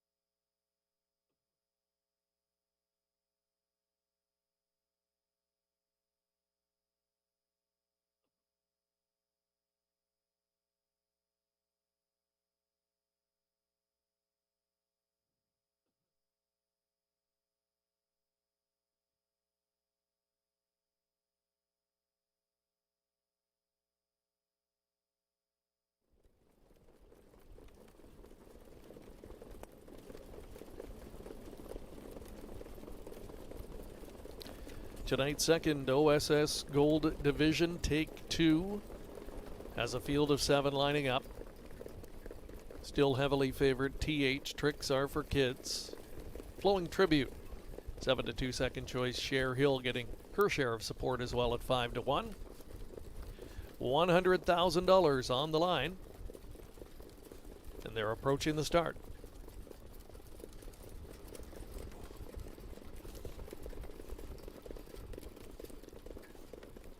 And they're off. TH, Tricks Are for Kids, streaking down the middle and going for the lead. Flowing Tribute forwardly placed. Cher Hill's up into the mix, but caught wide as they hit the first turn. Inside, lo and behold, protecting her position. Into that first bend and moving up to the opening quarter. TH, Tricks Are for Kids lands on the lead. Breaker in the first turn. Cupid Hall toward the back of the field. In the meantime, Cher Hall is driving on. That's Cher Hill. And now moving up to take over, 26-3, hotly contested opening quarter. Cher Hill now the boss and will lead up to the halfway point. TH, Tricks Are for Kids, traveling in second spot, a length and a half better than Flowing Tribute in third. Watching things fourth, lo and behold, Social Wizard back off the speed fifth. Sixth and second from last, M.E. Laurel, and far back after that miscue, Cupid Hall. Half in a solid 55-3. Cher Hill leading on to the far turn, and she's a length better than TH, Tricks Are for Kids, who's right on the helmet and swelling up in that pocket position. Flowing Tribute under tight lines third. Social Wizard now brought to the outside and comes on in fourth position, but now gaps the cover as TH, Tricks Are for Kids coming right after Cher Hill as they come to the quarter pole. 3 quarters up in 124-3. TH, Tricks Are for Kids takes over the lead. Cher Hill trying to counter at the inside. Flowing Tribute moves out on that cover and trying to stick handle through late. Lo and behold, they're in deep stretch. TH, Tricks Are for Kids. Flowing Tribute, lo and behold, firing through and down on the inside. M.E. Laurel, here's the finish. Lo and behold, with a big upset here, 12-1 score over fellow long shot M.E. Laurel, who got the deuce in 1:53.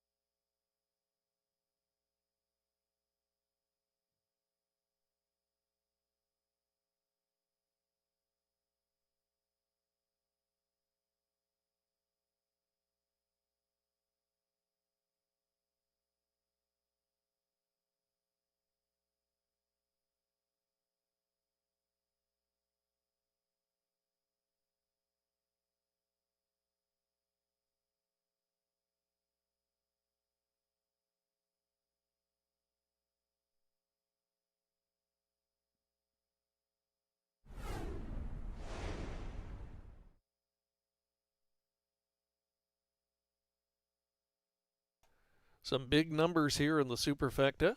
12-1 winner in the start of the late pick 4. As Lo and Behold finishes first, it's a 1-3-5-4 top 4 finish order.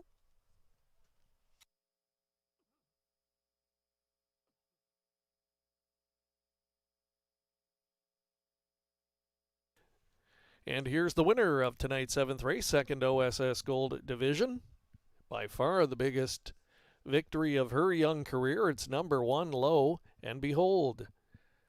The 3-year-old bay daughter of Green Manalishi from the Donato Hanover mare, Beholder.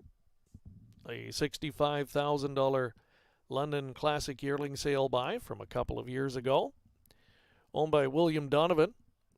Delray Beach, Florida. Meg Crone, the winning trainer. And Louis Philippois engineers the upset victory tonight. Her first win this year, just the second lifetime. It's another career best clocking of 153 as Lo and Behold emerges victorious in our second OSS Gold Series division.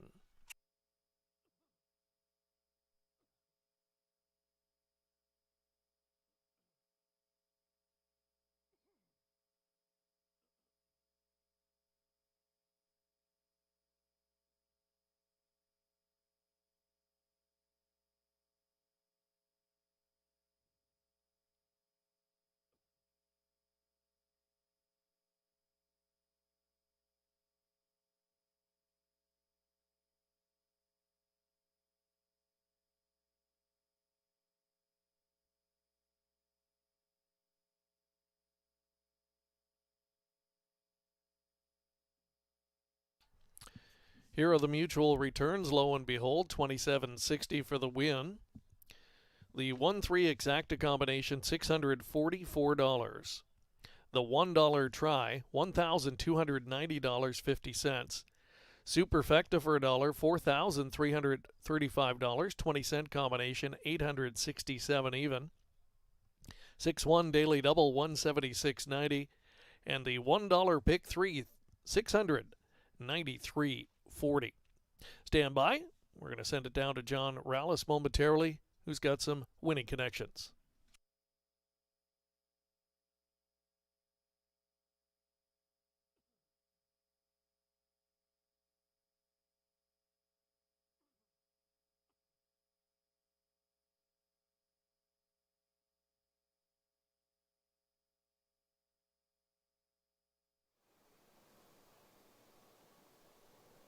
Lo and Behold gets it done in the second OSS Gold here for 3-year-old trotting fillies. I'm here alongside Louis Philippe Roy. And Louis, this was a mare, a filly that was putting forth some pretty respectable efforts in the Gold. Were you confident that she was going to be able to, put forth potentially a winning try in this spot tonight? I mean, I was going in trying to get a piece, the biggest possible, but yeah, the last time in the Gold Series pretty good too. And I don't know, my plan was just off the gate. I wanted to be 2 and 3, and then I was willing to follow the rest kind of. So it kind of ended up being me and the 3 at the wire. I was kind of surprised, but my filly, well, both of them, they were pretty good there. At what point throughout the mile, throughout the stretch dive, did you think that you had a legitimate shot to get up tonight? When we got down the lane, it was Bob's horses was drifting out, and Dougie seemed tired. I had room in between them. I mean, I didn't think I was going for to win at that point until she came in between, and then I really asked her. She kind of went forward there, and by then I was just trying to resist the Mark McDonald's filly there coming down the lane, coming on the inside there. I want to get your thoughts on a youngster that you got a chance to guide in that Tompkins gear division. Shalom Hanover, a 50-4 mile for him in his career debut. I know you were impressed with his qualifying efforts. What are your thoughts about him early on? He's slick gated on the track. He feels like he's just like kind of floating. He doesn't really put an effort. I looked at him on video from the side. It doesn't look as floaty as it is when you sit behind. When you sit behind him, the back is so smooth, and I don't know, I feel like he's not working too much, so he's exciting, but you never know with Tuyol when it's going to stop and what's going to be their limit, but he felt to me that he still had a little bit left there in the Tompkins gear. All right, well, it's been a pretty good last few days, Louis. Keep it up, and congratulations. Thank you. All right, there's Louis Philippe, Macron. Lo and behold, they pull it off in upset fashion here in this OSS Gold.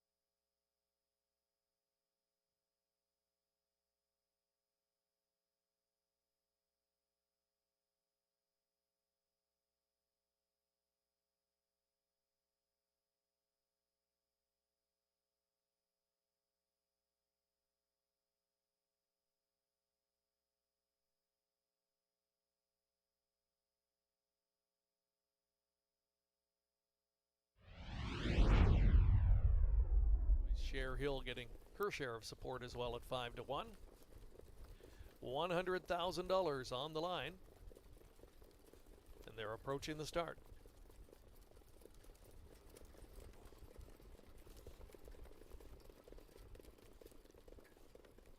And they're off. TH, Tricks Are for Kids. Streaking down the middle and going for the lead. Flowing Tribute forwardly placed. Cher Hill's up into the mix, but caught wide as they hit the first turn. Inside, Lo and behold, protecting her position. Into that first bend and moving up to the opening quarter. TH, Tricks Are for Kids lands on the lead. Breaker in the first turn. Cupid Hall toward the back of the field. In the meantime, Cher Hall is driving on. That's Cher Hill. And now moving up to take over. 26-3, hotly contested opening quarter. Cher Hill now the boss and will lead up to the halfway point. TH, Tricks Are for Kids traveling in second spot. A length and a half better than Flowing Tribute in third. Watching things fourth, Lo and behold, Social Wizard back off the speed fifth. Sixth and second from last, M.E. Laurel, and far back after that miscue, Cupid Hall. Half in a solid 55-3. Cher Hill leading on to the far turn, and she's a length better than TH, Tricks Are for Kids, who's right on the helmet and swelling up in that pocket position. Flowing Tribute under tight lines third. Social Wizard now brought to the outside and comes on in fourth position, but now gaps the cover as TH, Tricks Are for Kids coming right after Cher Hill as they come to the quarter pole. 3/4 up in 124-3. TH, Tricks Are for Kids takes over the lead. Cher Hill trying to counter at the inside. Flowing Tribute moves out on that cover and trying to stick handle through late. Lo and behold, they're in deep stretch. TH, Tricks Are for Kids. Flowing Tribute. Lo and behold, firing through and down on the inside. M.E. Laurel, here's the finish. Lo and behold, with a big upset here. 12-1 score over fellow long shot M.E. Laurel, who got the deuce in 1:53.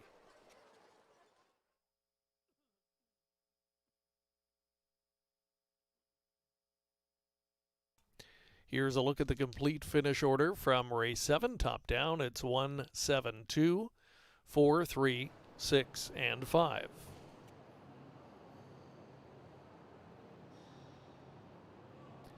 The 8th race coming up next, and it will start the final pick 3 of the night. Field of 6 set to go postward with no program changes.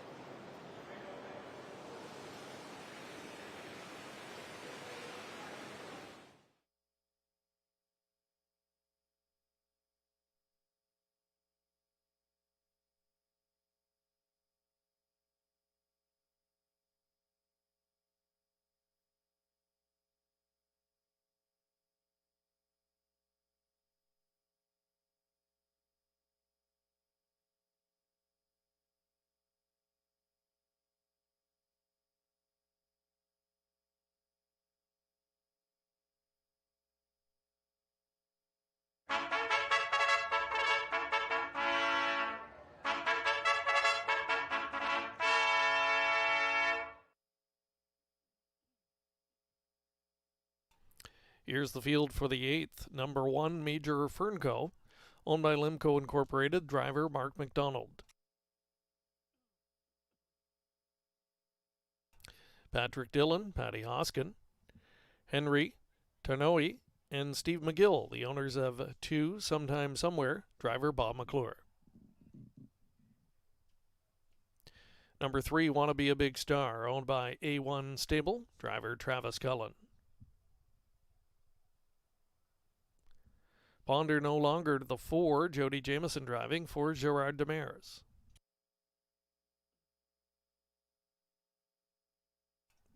Five, JJ Xavier, Louis-Philippe Roy on the bike for John McMillan.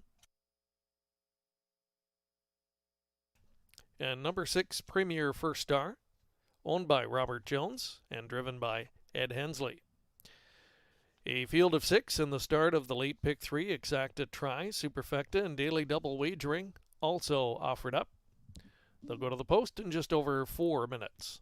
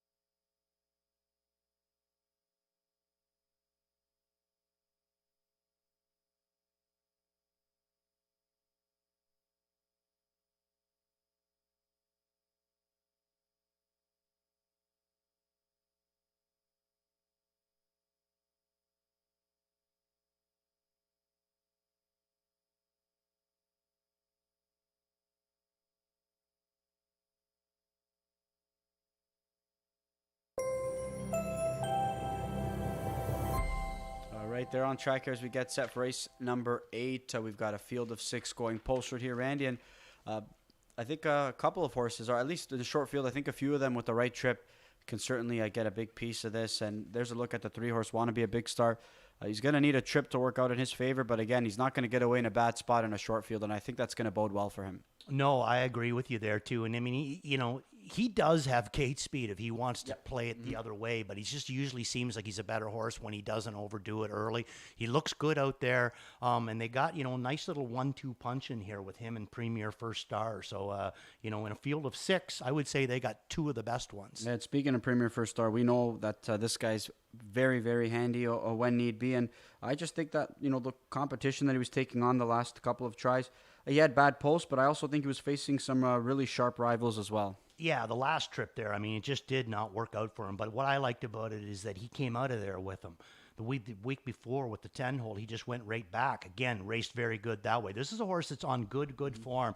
But what I like about him is, like I said, the last start, he came out of there with them. So to me, if he likes him in here tonight, I think he'll come out of there with him again. And that doesn't bother me. You see down 3 down on June the 20th. He came out of there, the Premier First Star, sat a good trip and was a winner in 50-1. So he can get it done. I think this guy's going to be coming out of there. JJ Xavier, and things haven't worked out for him over the last couple of tries, few tries, I should say.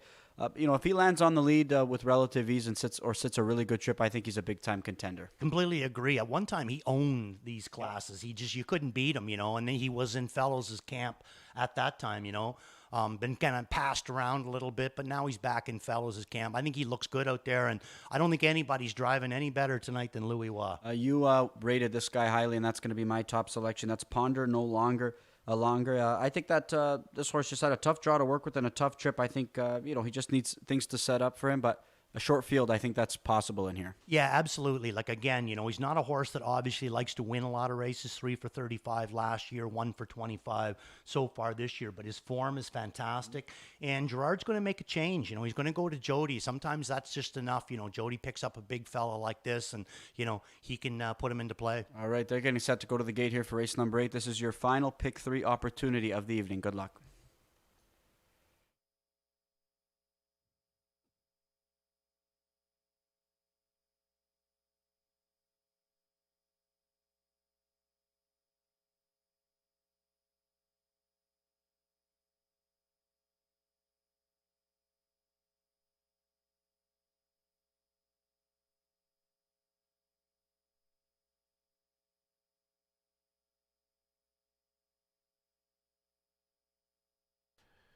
Rock solid field of 6 claiming pacers taking up their positions here. Race number 8, starting the final pick 3 of the night. Premier First Star. He's gone some big trips in his last 3. He's just been facing some tougher company, tough post positions to work with in a couple of those starts as well. Meets a compact group here tonight, and even with the outside post, even money. Field for tonight's 8th race from Woodbine Mohawk Park, top of the stretch.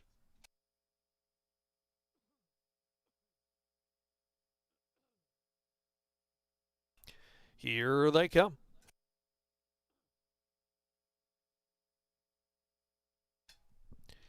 They're off and pacing and blasting out from post 5. J.J. Xavier going straight to the lead.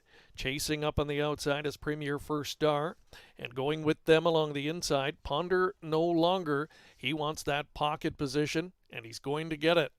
Also shooting through on the inside, Major Fernco into the top 3, so that forces Premier First Star to duck back in line from 4th.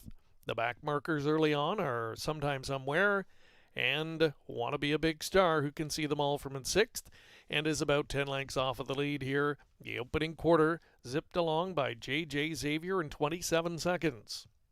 He's a length and a half better than Ponder No Longer. Tracking 3rd, Major Fernco. 4th and under tight lines, Premier First Star. He'll soon have a decision to make.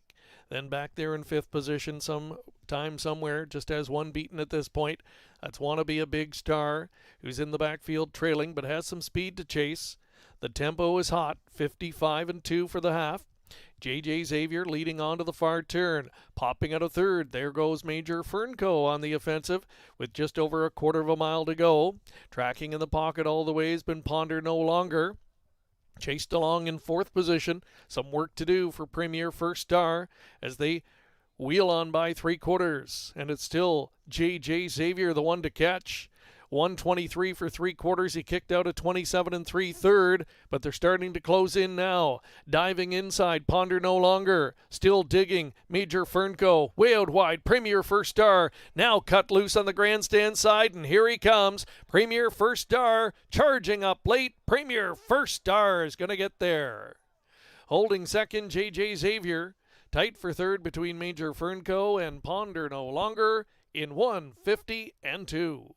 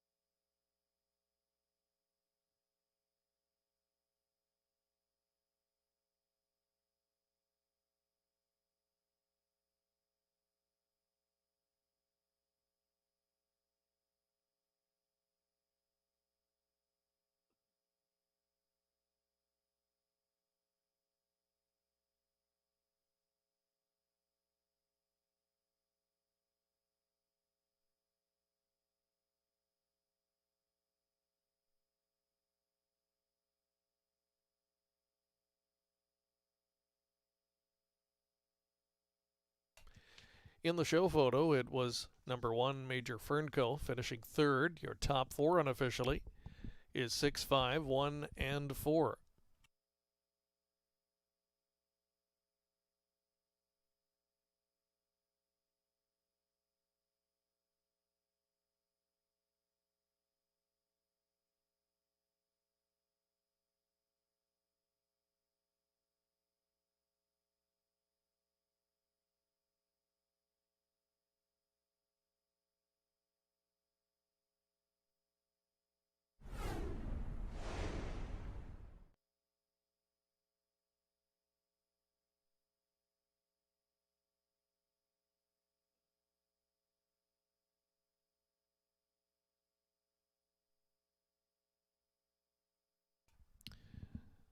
Sent off as the heavy favorite and does not disappoint. Here's the 8th race winner, number 6, Premier First Star.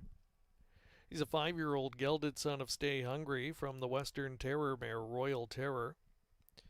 Owned by Robert Jones of Stony Plain, Alberta. Jody Cullen training and Eddie Hensley in the driver's seat for the victory. 4th of the season and 9th lifetime. 150 and 2. Just 1/5 of a second off of his career best clocking, and he ruins the streak tonight. We were 7 for 7 with lifetime records. This guy just misses by a tick. A big mile nonetheless for Premier First Star. 150 and 2 to start the late pick 3.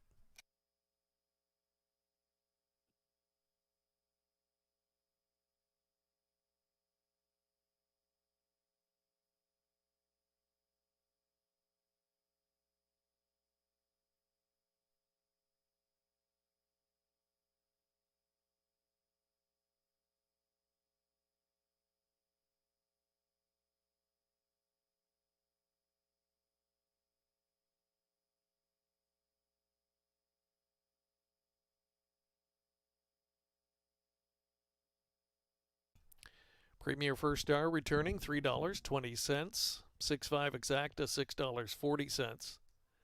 $1 try pays $27.70. Superfecta for $1 $75.85. The daily double $109.30 for a $2 ticket. $1 pick 3 $547.15.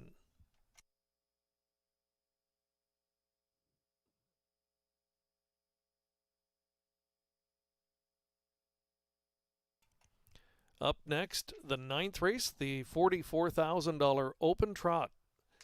Field of 8 set to go postward with no changes.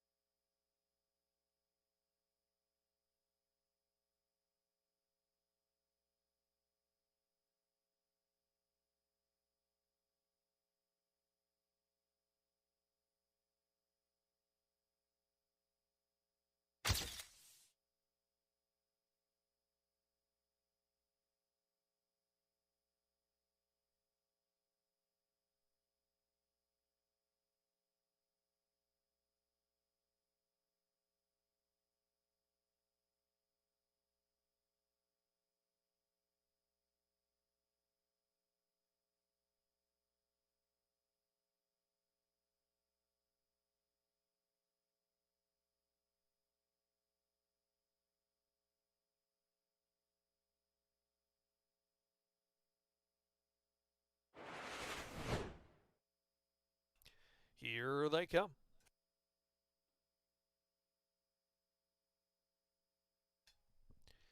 They're off and pacing and blasting out from post 5. J.J. Xavier going straight to the lead.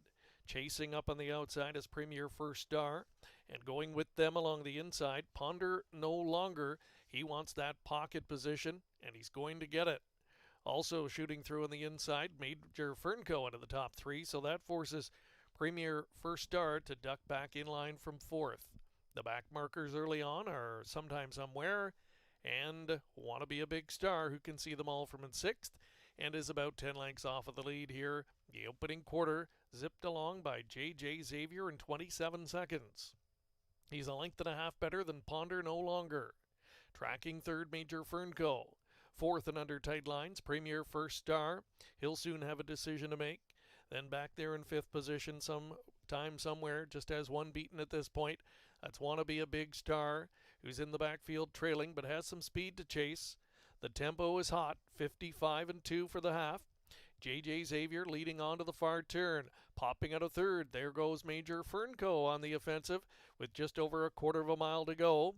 Tracking in the pocket all the way has been Ponder No Longer. Chased along in 4th position. Some work to do for Premier First Star as they wheel on by 3/4. And it's still J.J. Xavier, the one to catch. 123 for 3/4. He kicked out a 27 3/3, but they're starting to close in now. Diving inside, Ponder No Longer. Still digging, Major Fernco. Way out wide, Premier First Star. Now cut loose on the grandstand side, and here he comes. Premier First Star charging up late. Premier First Star is going to get there. Holding second, J.J. Xavier. Tight for 3rd between Major Fernco and Ponder No Longer in 150-2.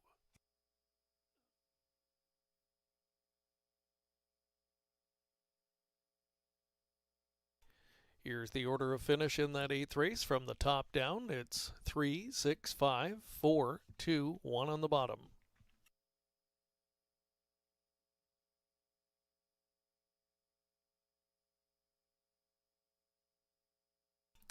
More trotters in action coming up next.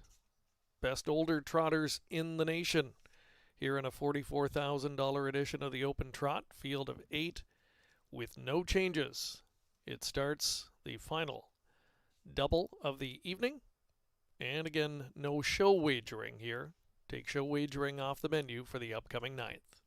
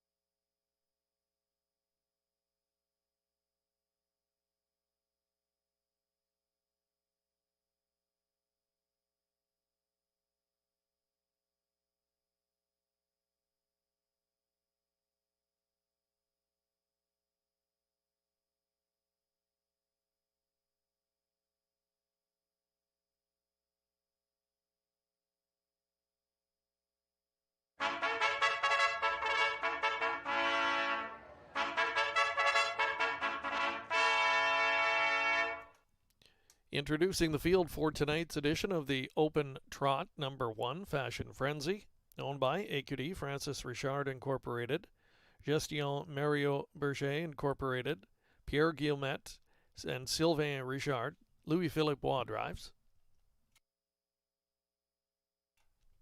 Mr. Bluebird number 2, owned by A1 Stable, John Collings and Paul Sanders. Driver Travis Cullen. Amigo Volo 3, owned by the Penske Stables and David Miller. Driver James McDonald. Gestion Jean-Yves Blais Incorporated owns the 4 Gaines Hanover, driven by Jody Jameson. Logan Park number 5, owned by the Out of the Park Stable, Reg Higgs and Arpad Zabo. Driver Doug McNair. PL Spencer 6, owners Steve Bossens, Richard Thompson, Derek Reed, and ECS Racing LLC, the driver Bob McClure. 7R Peaky Blinders, owned by Tom and Elizabeth Rankin, Scott Young drives. Tom and Elizabeth Rankin also owning the 8 Sid the Kid, handled by Tyler Borth. Excellent field of 8. $44,000 on the line here. It's the start of tonight's final daily double. Exacta Tri Superfecta wagering offered up as well. Post time for the upcoming 9th, 5 minutes away.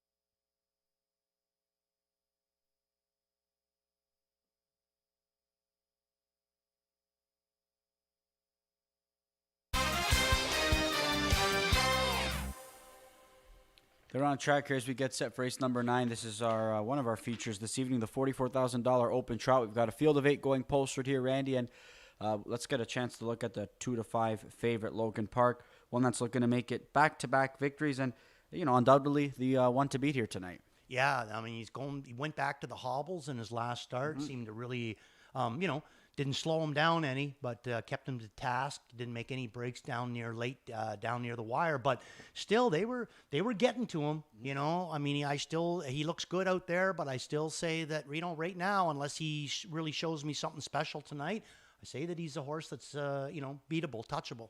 All right, our top selection though, currently the second choice at 4-1, PL Spencer.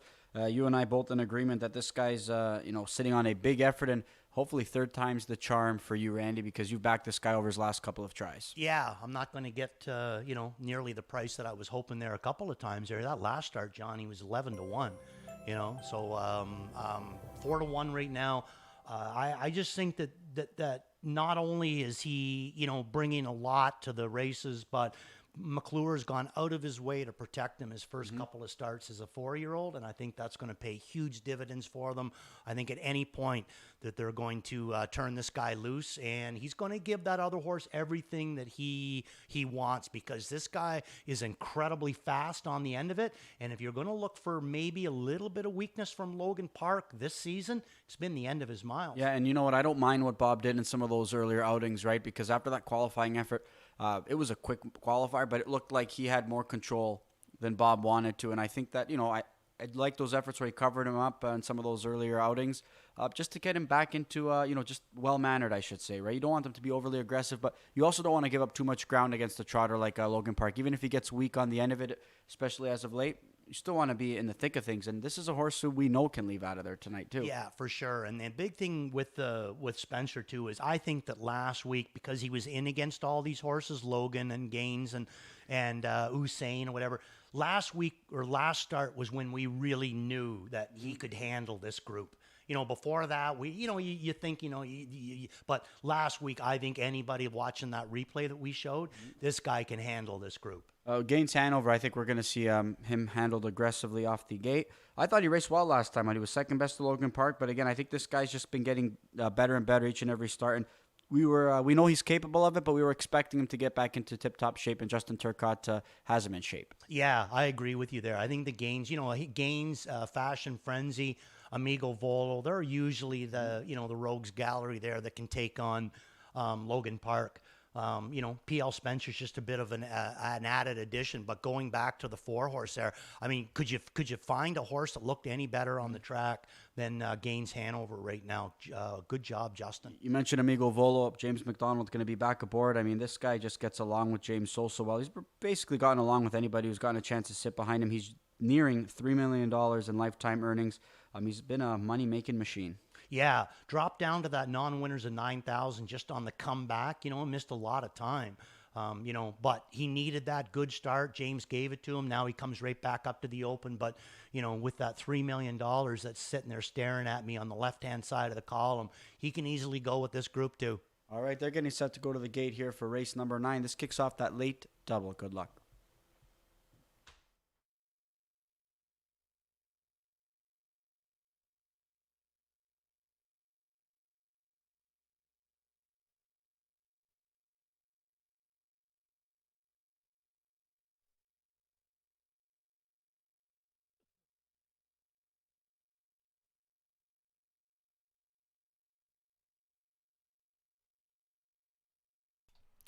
Starters called them in for the 9th race. $44,000 open trot. Outstanding field of 8. So much class in the field. 4 millionaires, a pair of double millionaires as well. Just a great group here. One of the highlights of the Sunday night program. As they're moving up to the gate, want to give a shout out to a young man who's in hospital right now, and we want to wish him all the best. Matthew Hagee, his family down there with him, part of the group behind Logan Park. I know they'll be cheering him on. We want to wish Matthew all the best, and good luck here to Logan Park and the other 7 arrivals. Great addition of the open trot. Gate swings into the stretch, and here they come. Off stride coming up to the start, number 8, Sid the Kid, has jumped it off. And they're off, and Logan Park blasting from post 5, and he's quickly to the lead. There's PL Spencer showing some early interest. Up in between rivals, Amigo Volo, Fashion Frenzy down on the inside is in the mix as well. But it's PL Spencer on the outside, aggressively handled early, and he'll swoop down to the lead. Takes over from Logan Park as they arrive at the opening quarter. Fashion Frenzy third, 26-4 for the opening quarter. In line from 4th goes Amigo Volo. Then back in 5th position, Mr. Bluebird. 6th into the backstretch, Gaines Hanover. A couple of lengths better than our Peaky Blinders, and Sid the Kid is distanced in the backfield after that early miscue. Some retake action in the second quarter as Logan Park at 1-5, he wanted back on the lead, and he takes over. PL Spencer will now take the pocket trip from here. 56-2, just 29-3 in the second quarter. Fashion Frenzy, an anxious-looking third, out and underway, going uncovered from 4th. That's our Peaky Blinders, towing Gaines Hanover now up into a striking position. Shuffled inside, Amigo Volo, brought wide on the far turn. That's Mr. Bluebird as they start to pair up with a quarter of a mile to go. Inside, Logan Park has company. Coming to call second, our Peaky Blinders. 3 quarters, just 1:26-3. That's a 59-4 middle half. Logan Park should be tough to catch from here. He's still on the lead. Inside PL Spencer, ducking and diving. He's looking for some racing room and appears live. Logan Park sprinting. PL Spencer chasing. It's down to these two, but they're not catching Logan Park. He stole it on the front end, and Logan Park does it again. The double millionaire just jogs. PL Spencer was second, close for third, 1:52-4.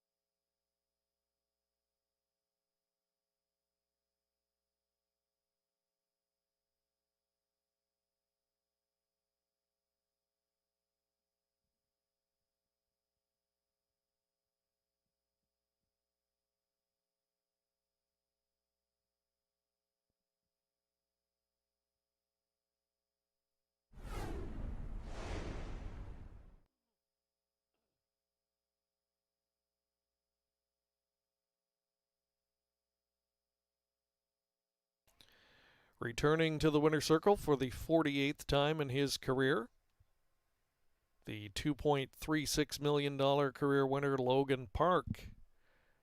Logan Park, now 8 years of age, black-gelded son of Archangel from the Muscle Mass mare. Out of the Park, owned by the Out of the Park stable, Reg Higgs and Arpad Zabo. Kyle Fellows, the winning conditioner. And it's Doug McNair in the driver's seat for the victory. His 4th win in 7 this year. That's basically just a brisk training mile for Logan Park. 152 and 4. Getting it done as he now inches closer to $2.4 million lifetime. And again, we just want to send along our best wishes to Matthew Hagee, and I'm sure that will give a little bit of a lift to Matthew again in hospital in the Windsor area, and want to send our best wishes to him. And they were all watching online tonight and cheering on Logan Park as he gets it done again for the 48th time lifetime. Just $2.40 the win ticket return. The 5-6 exacta paid $6 even. The dollar try, $9.30. Superfecta for $1, $42.85. The 6-5 daily double, $4.30. And another pick 3 wrapping up in the 9th race. 1, 6, and 5, the winning numbers. $93.35 for the $1 ticket.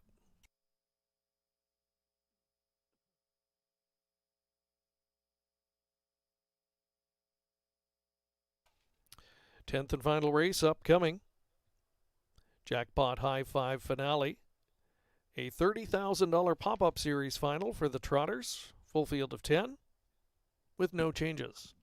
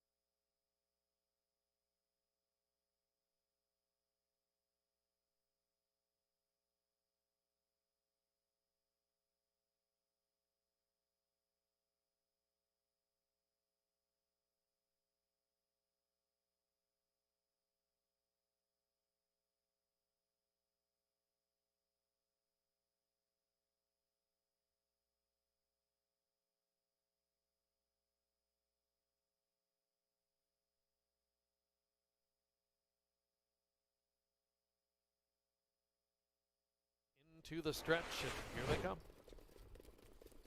Off stride coming up to the start, number 8, Sid the Kid, has jumped it off. And they're off, and Logan Park blasting from post 5, and he's quickly to the lead. There's PL Spencer showing some early interest.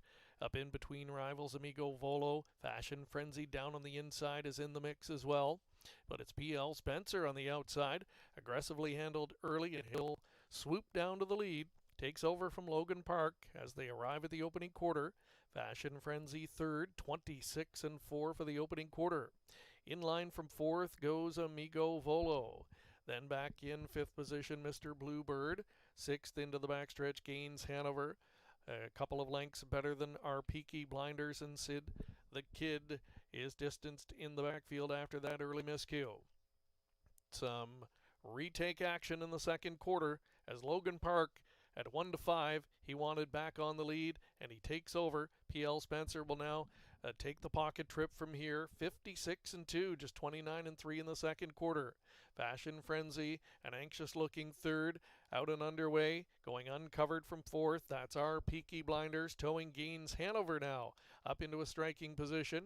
Shuffled inside Amigo Volo, brought wide on the far turn. That's Mr. Bluebird as they start to pair up with a quarter of a mile to go. Inside, Logan Park has company. Coming to call second are Peaky Blinders. 3 quarters, just 1:26-3. That's a 59-4 middle half. Logan Park should be tough to catch from here. He's still on the lead. Inside P.L. Spencer, ducking and diving. He's looking for some racing room and appears live. Logan Park sprinting. P.L. Spencer chasing. It's down to these two, but they're not catching Logan Park. He stole it on the front end, and Logan Park does it again. The double millionaire just jogs. P.L. Spencer was second, close for third, 1:52-4.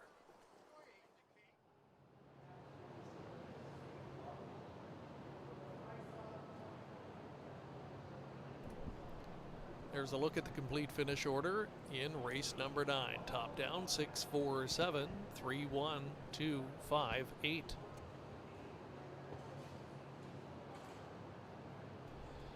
No changes in tonight's finale. It's the jackpot high five with a carryover, a little over $11,000 coming in. Pop-up series final for the Trotters. Field of 10. Post parade coming up shortly.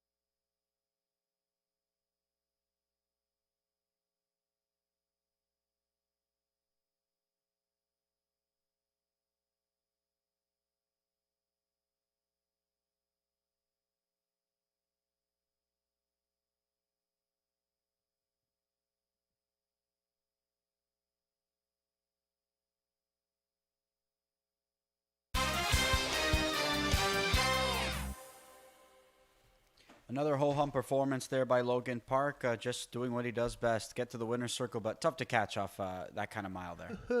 I'll say, how about impossible? Yeah, impossible. You know, how do you trot into a 26-1 last quarter? Yeah, you know, you don't. No, you can't. It's too tough. But nevertheless, a good performance there by Logan Park, making it 2 in a row. And let's wrap up this Sunday night program, Randy. We got a field of 10 going posted in this pop-up series final, and nothing but a dreamer. You're getting a much better price on him than you have seen in his last few tries, but that has a lot to do with the fact that, A, this is a deeper group he's going to be taking on collectively, and be. He's got post number 10. So how do you view this race? Well, I mean, right now the favorite is a horse that I wouldn't have expected. That which is Roxy Hart. I mean, I like her. I've played her a few times, different times. I caught her on that win 2 down or whatever, but I don't really necessarily look at her as the be all and end all in here. You know, I think that Nothing But a Dreamer is going to have to get race tough to get himself out of that 10 position.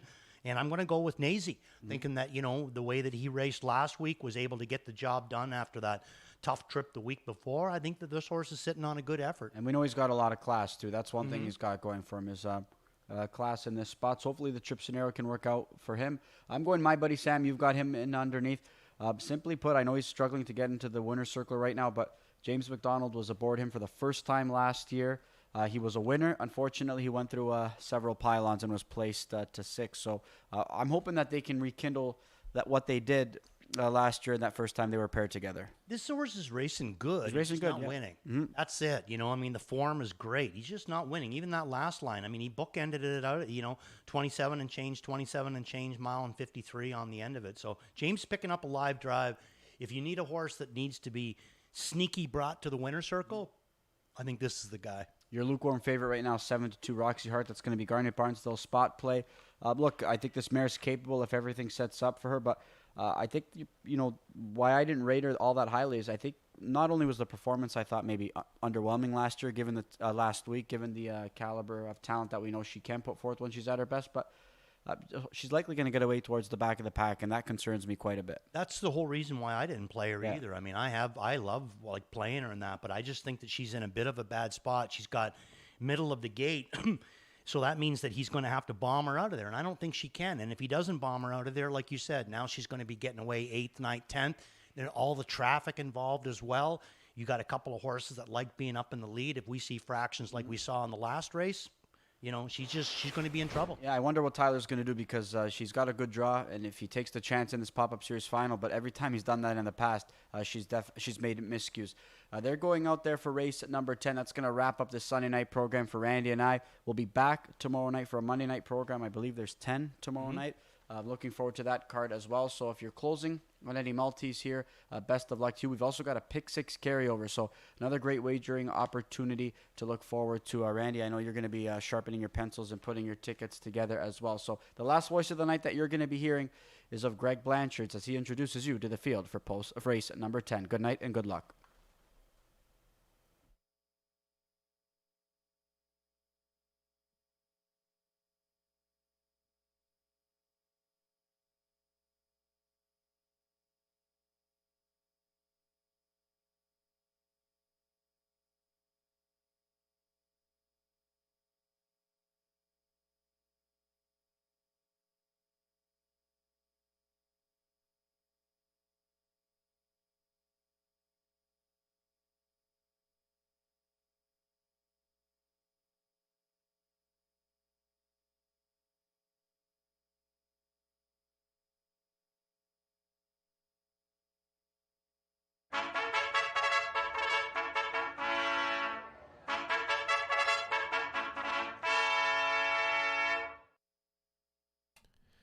Introducing the field for tonight's 10th and final pop-up series final for trotters. $30,000 purse. Number 1, Nazy, owned by A1 Stable, driven by Travis Cullen.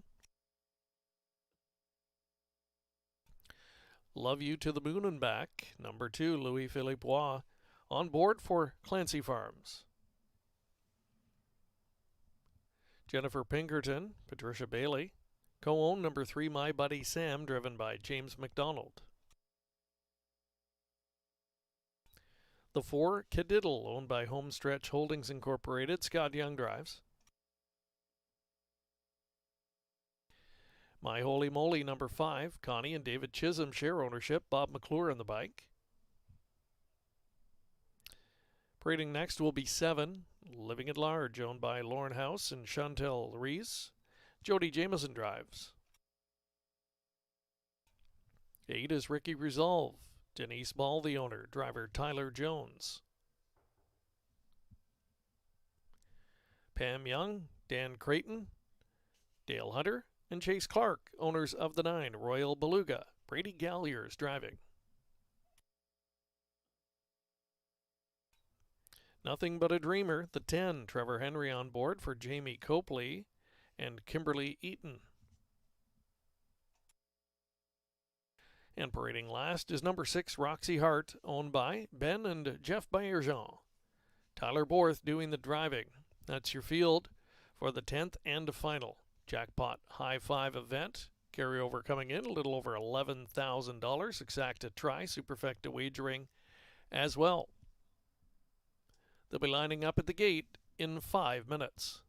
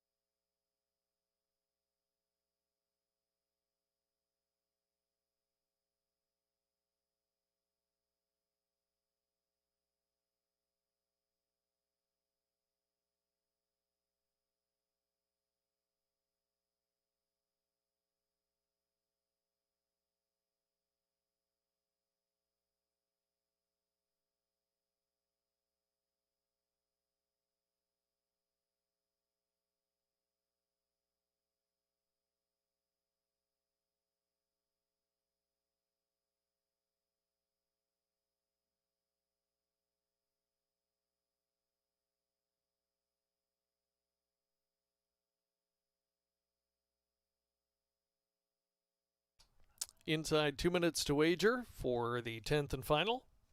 Time winding down.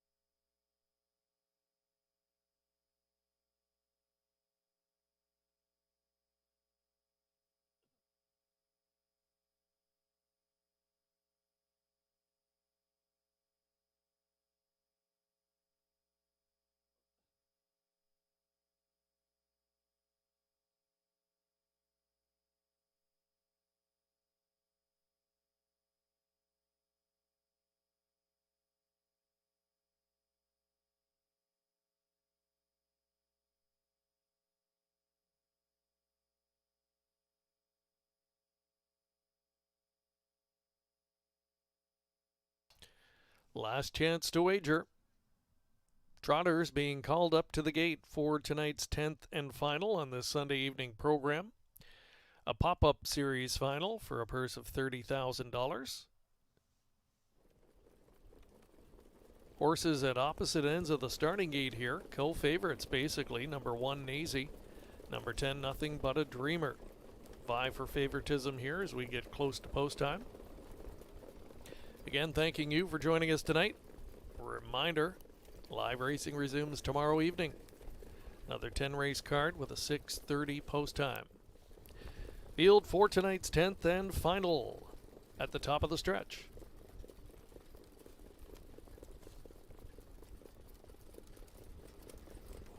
Gate swings off the turn, and here they come.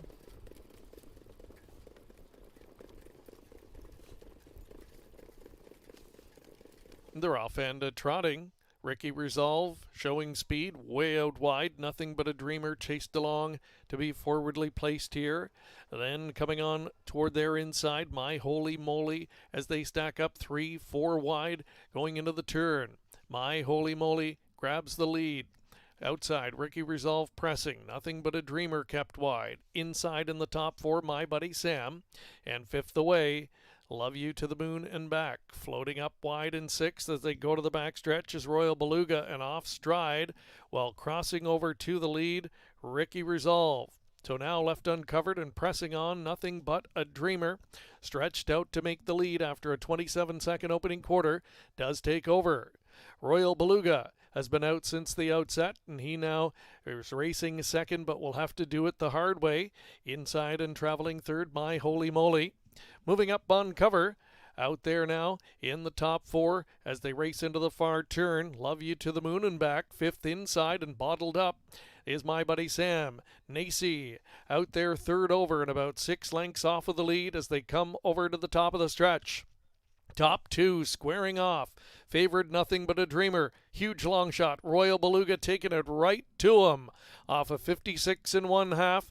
They trot to the head of the stretch, and inside it's Nothing But a Dreamer getting all he can handle. Outside, Royal Beluga trotting out of his skin here, and he's up on the outside and challenging. Here's Nazy starting to roll out in the 4 wide path as they come inside the final 16th. Nothing But a Dreamer finds more. Royal Beluga continues to chase. Nazy closing in. My Buddy Sam and away out wide. There's a Roxy Hart. Roxy Hart flying late right up in the win photo.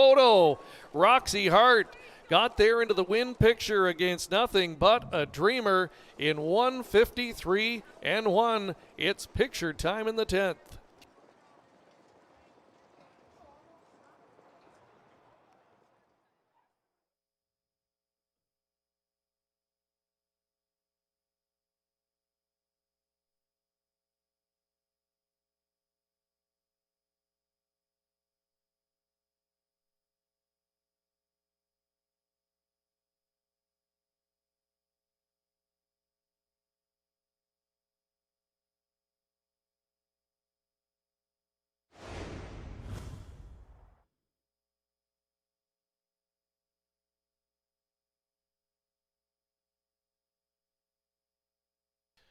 Very tight win photo here in race number 10.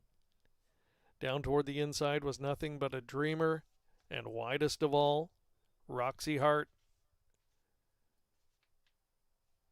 Coming from the clouds. What a rally. And we'll let the photo finish decided here. Thrilling way to end the Sunday night program.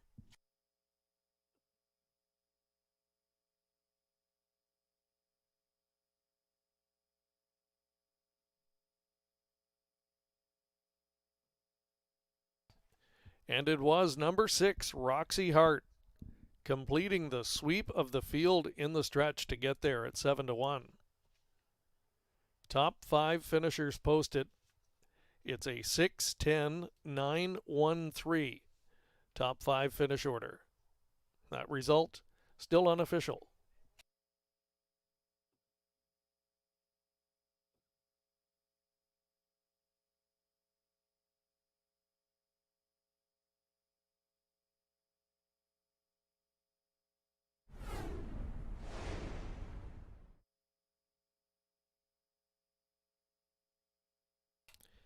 And here's the 10th race winner returning in the Pop-Up Series Final. It's number 6, Roxy Hart. A homebred 4-year-old daughter of musical rhythm from the Dewey Cheatham and Howe mare Rockin' with Dewey. Was bred by Ben Bayerjean. Ben shares ownership with Jeff Bayerjean. Ben also does the training. Tyler Borth engineers the last to first victory. Second win of the season for the mare. And her 8th lifetime. And it's a brand new speed badge, 153 and 1 for Roxy Hart, clicking at 7-1 in tonight's finale.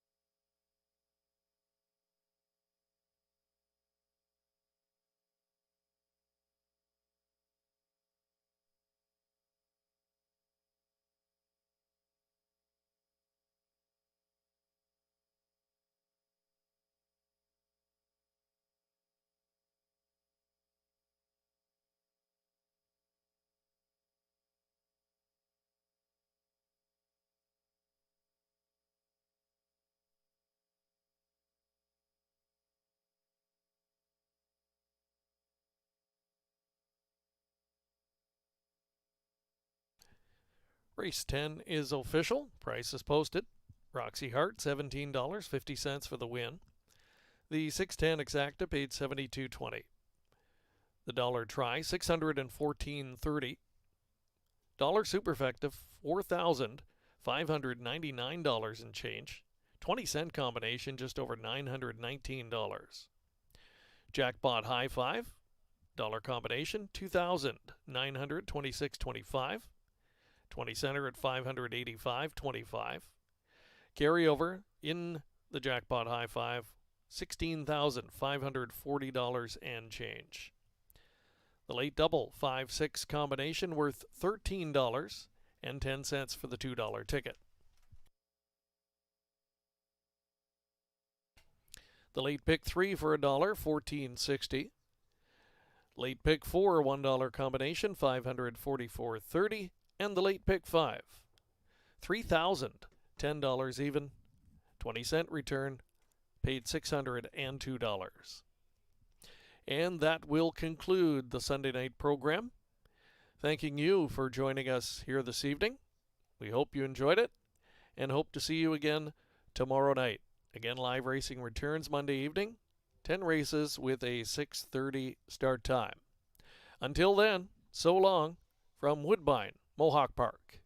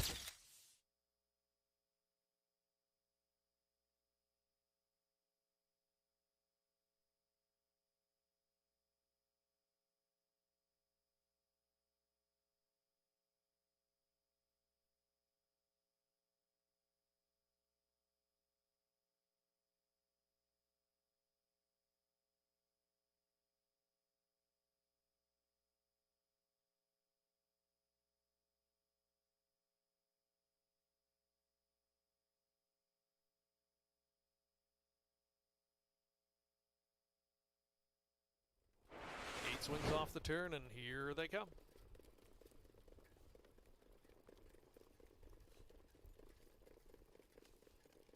They're off and trotting.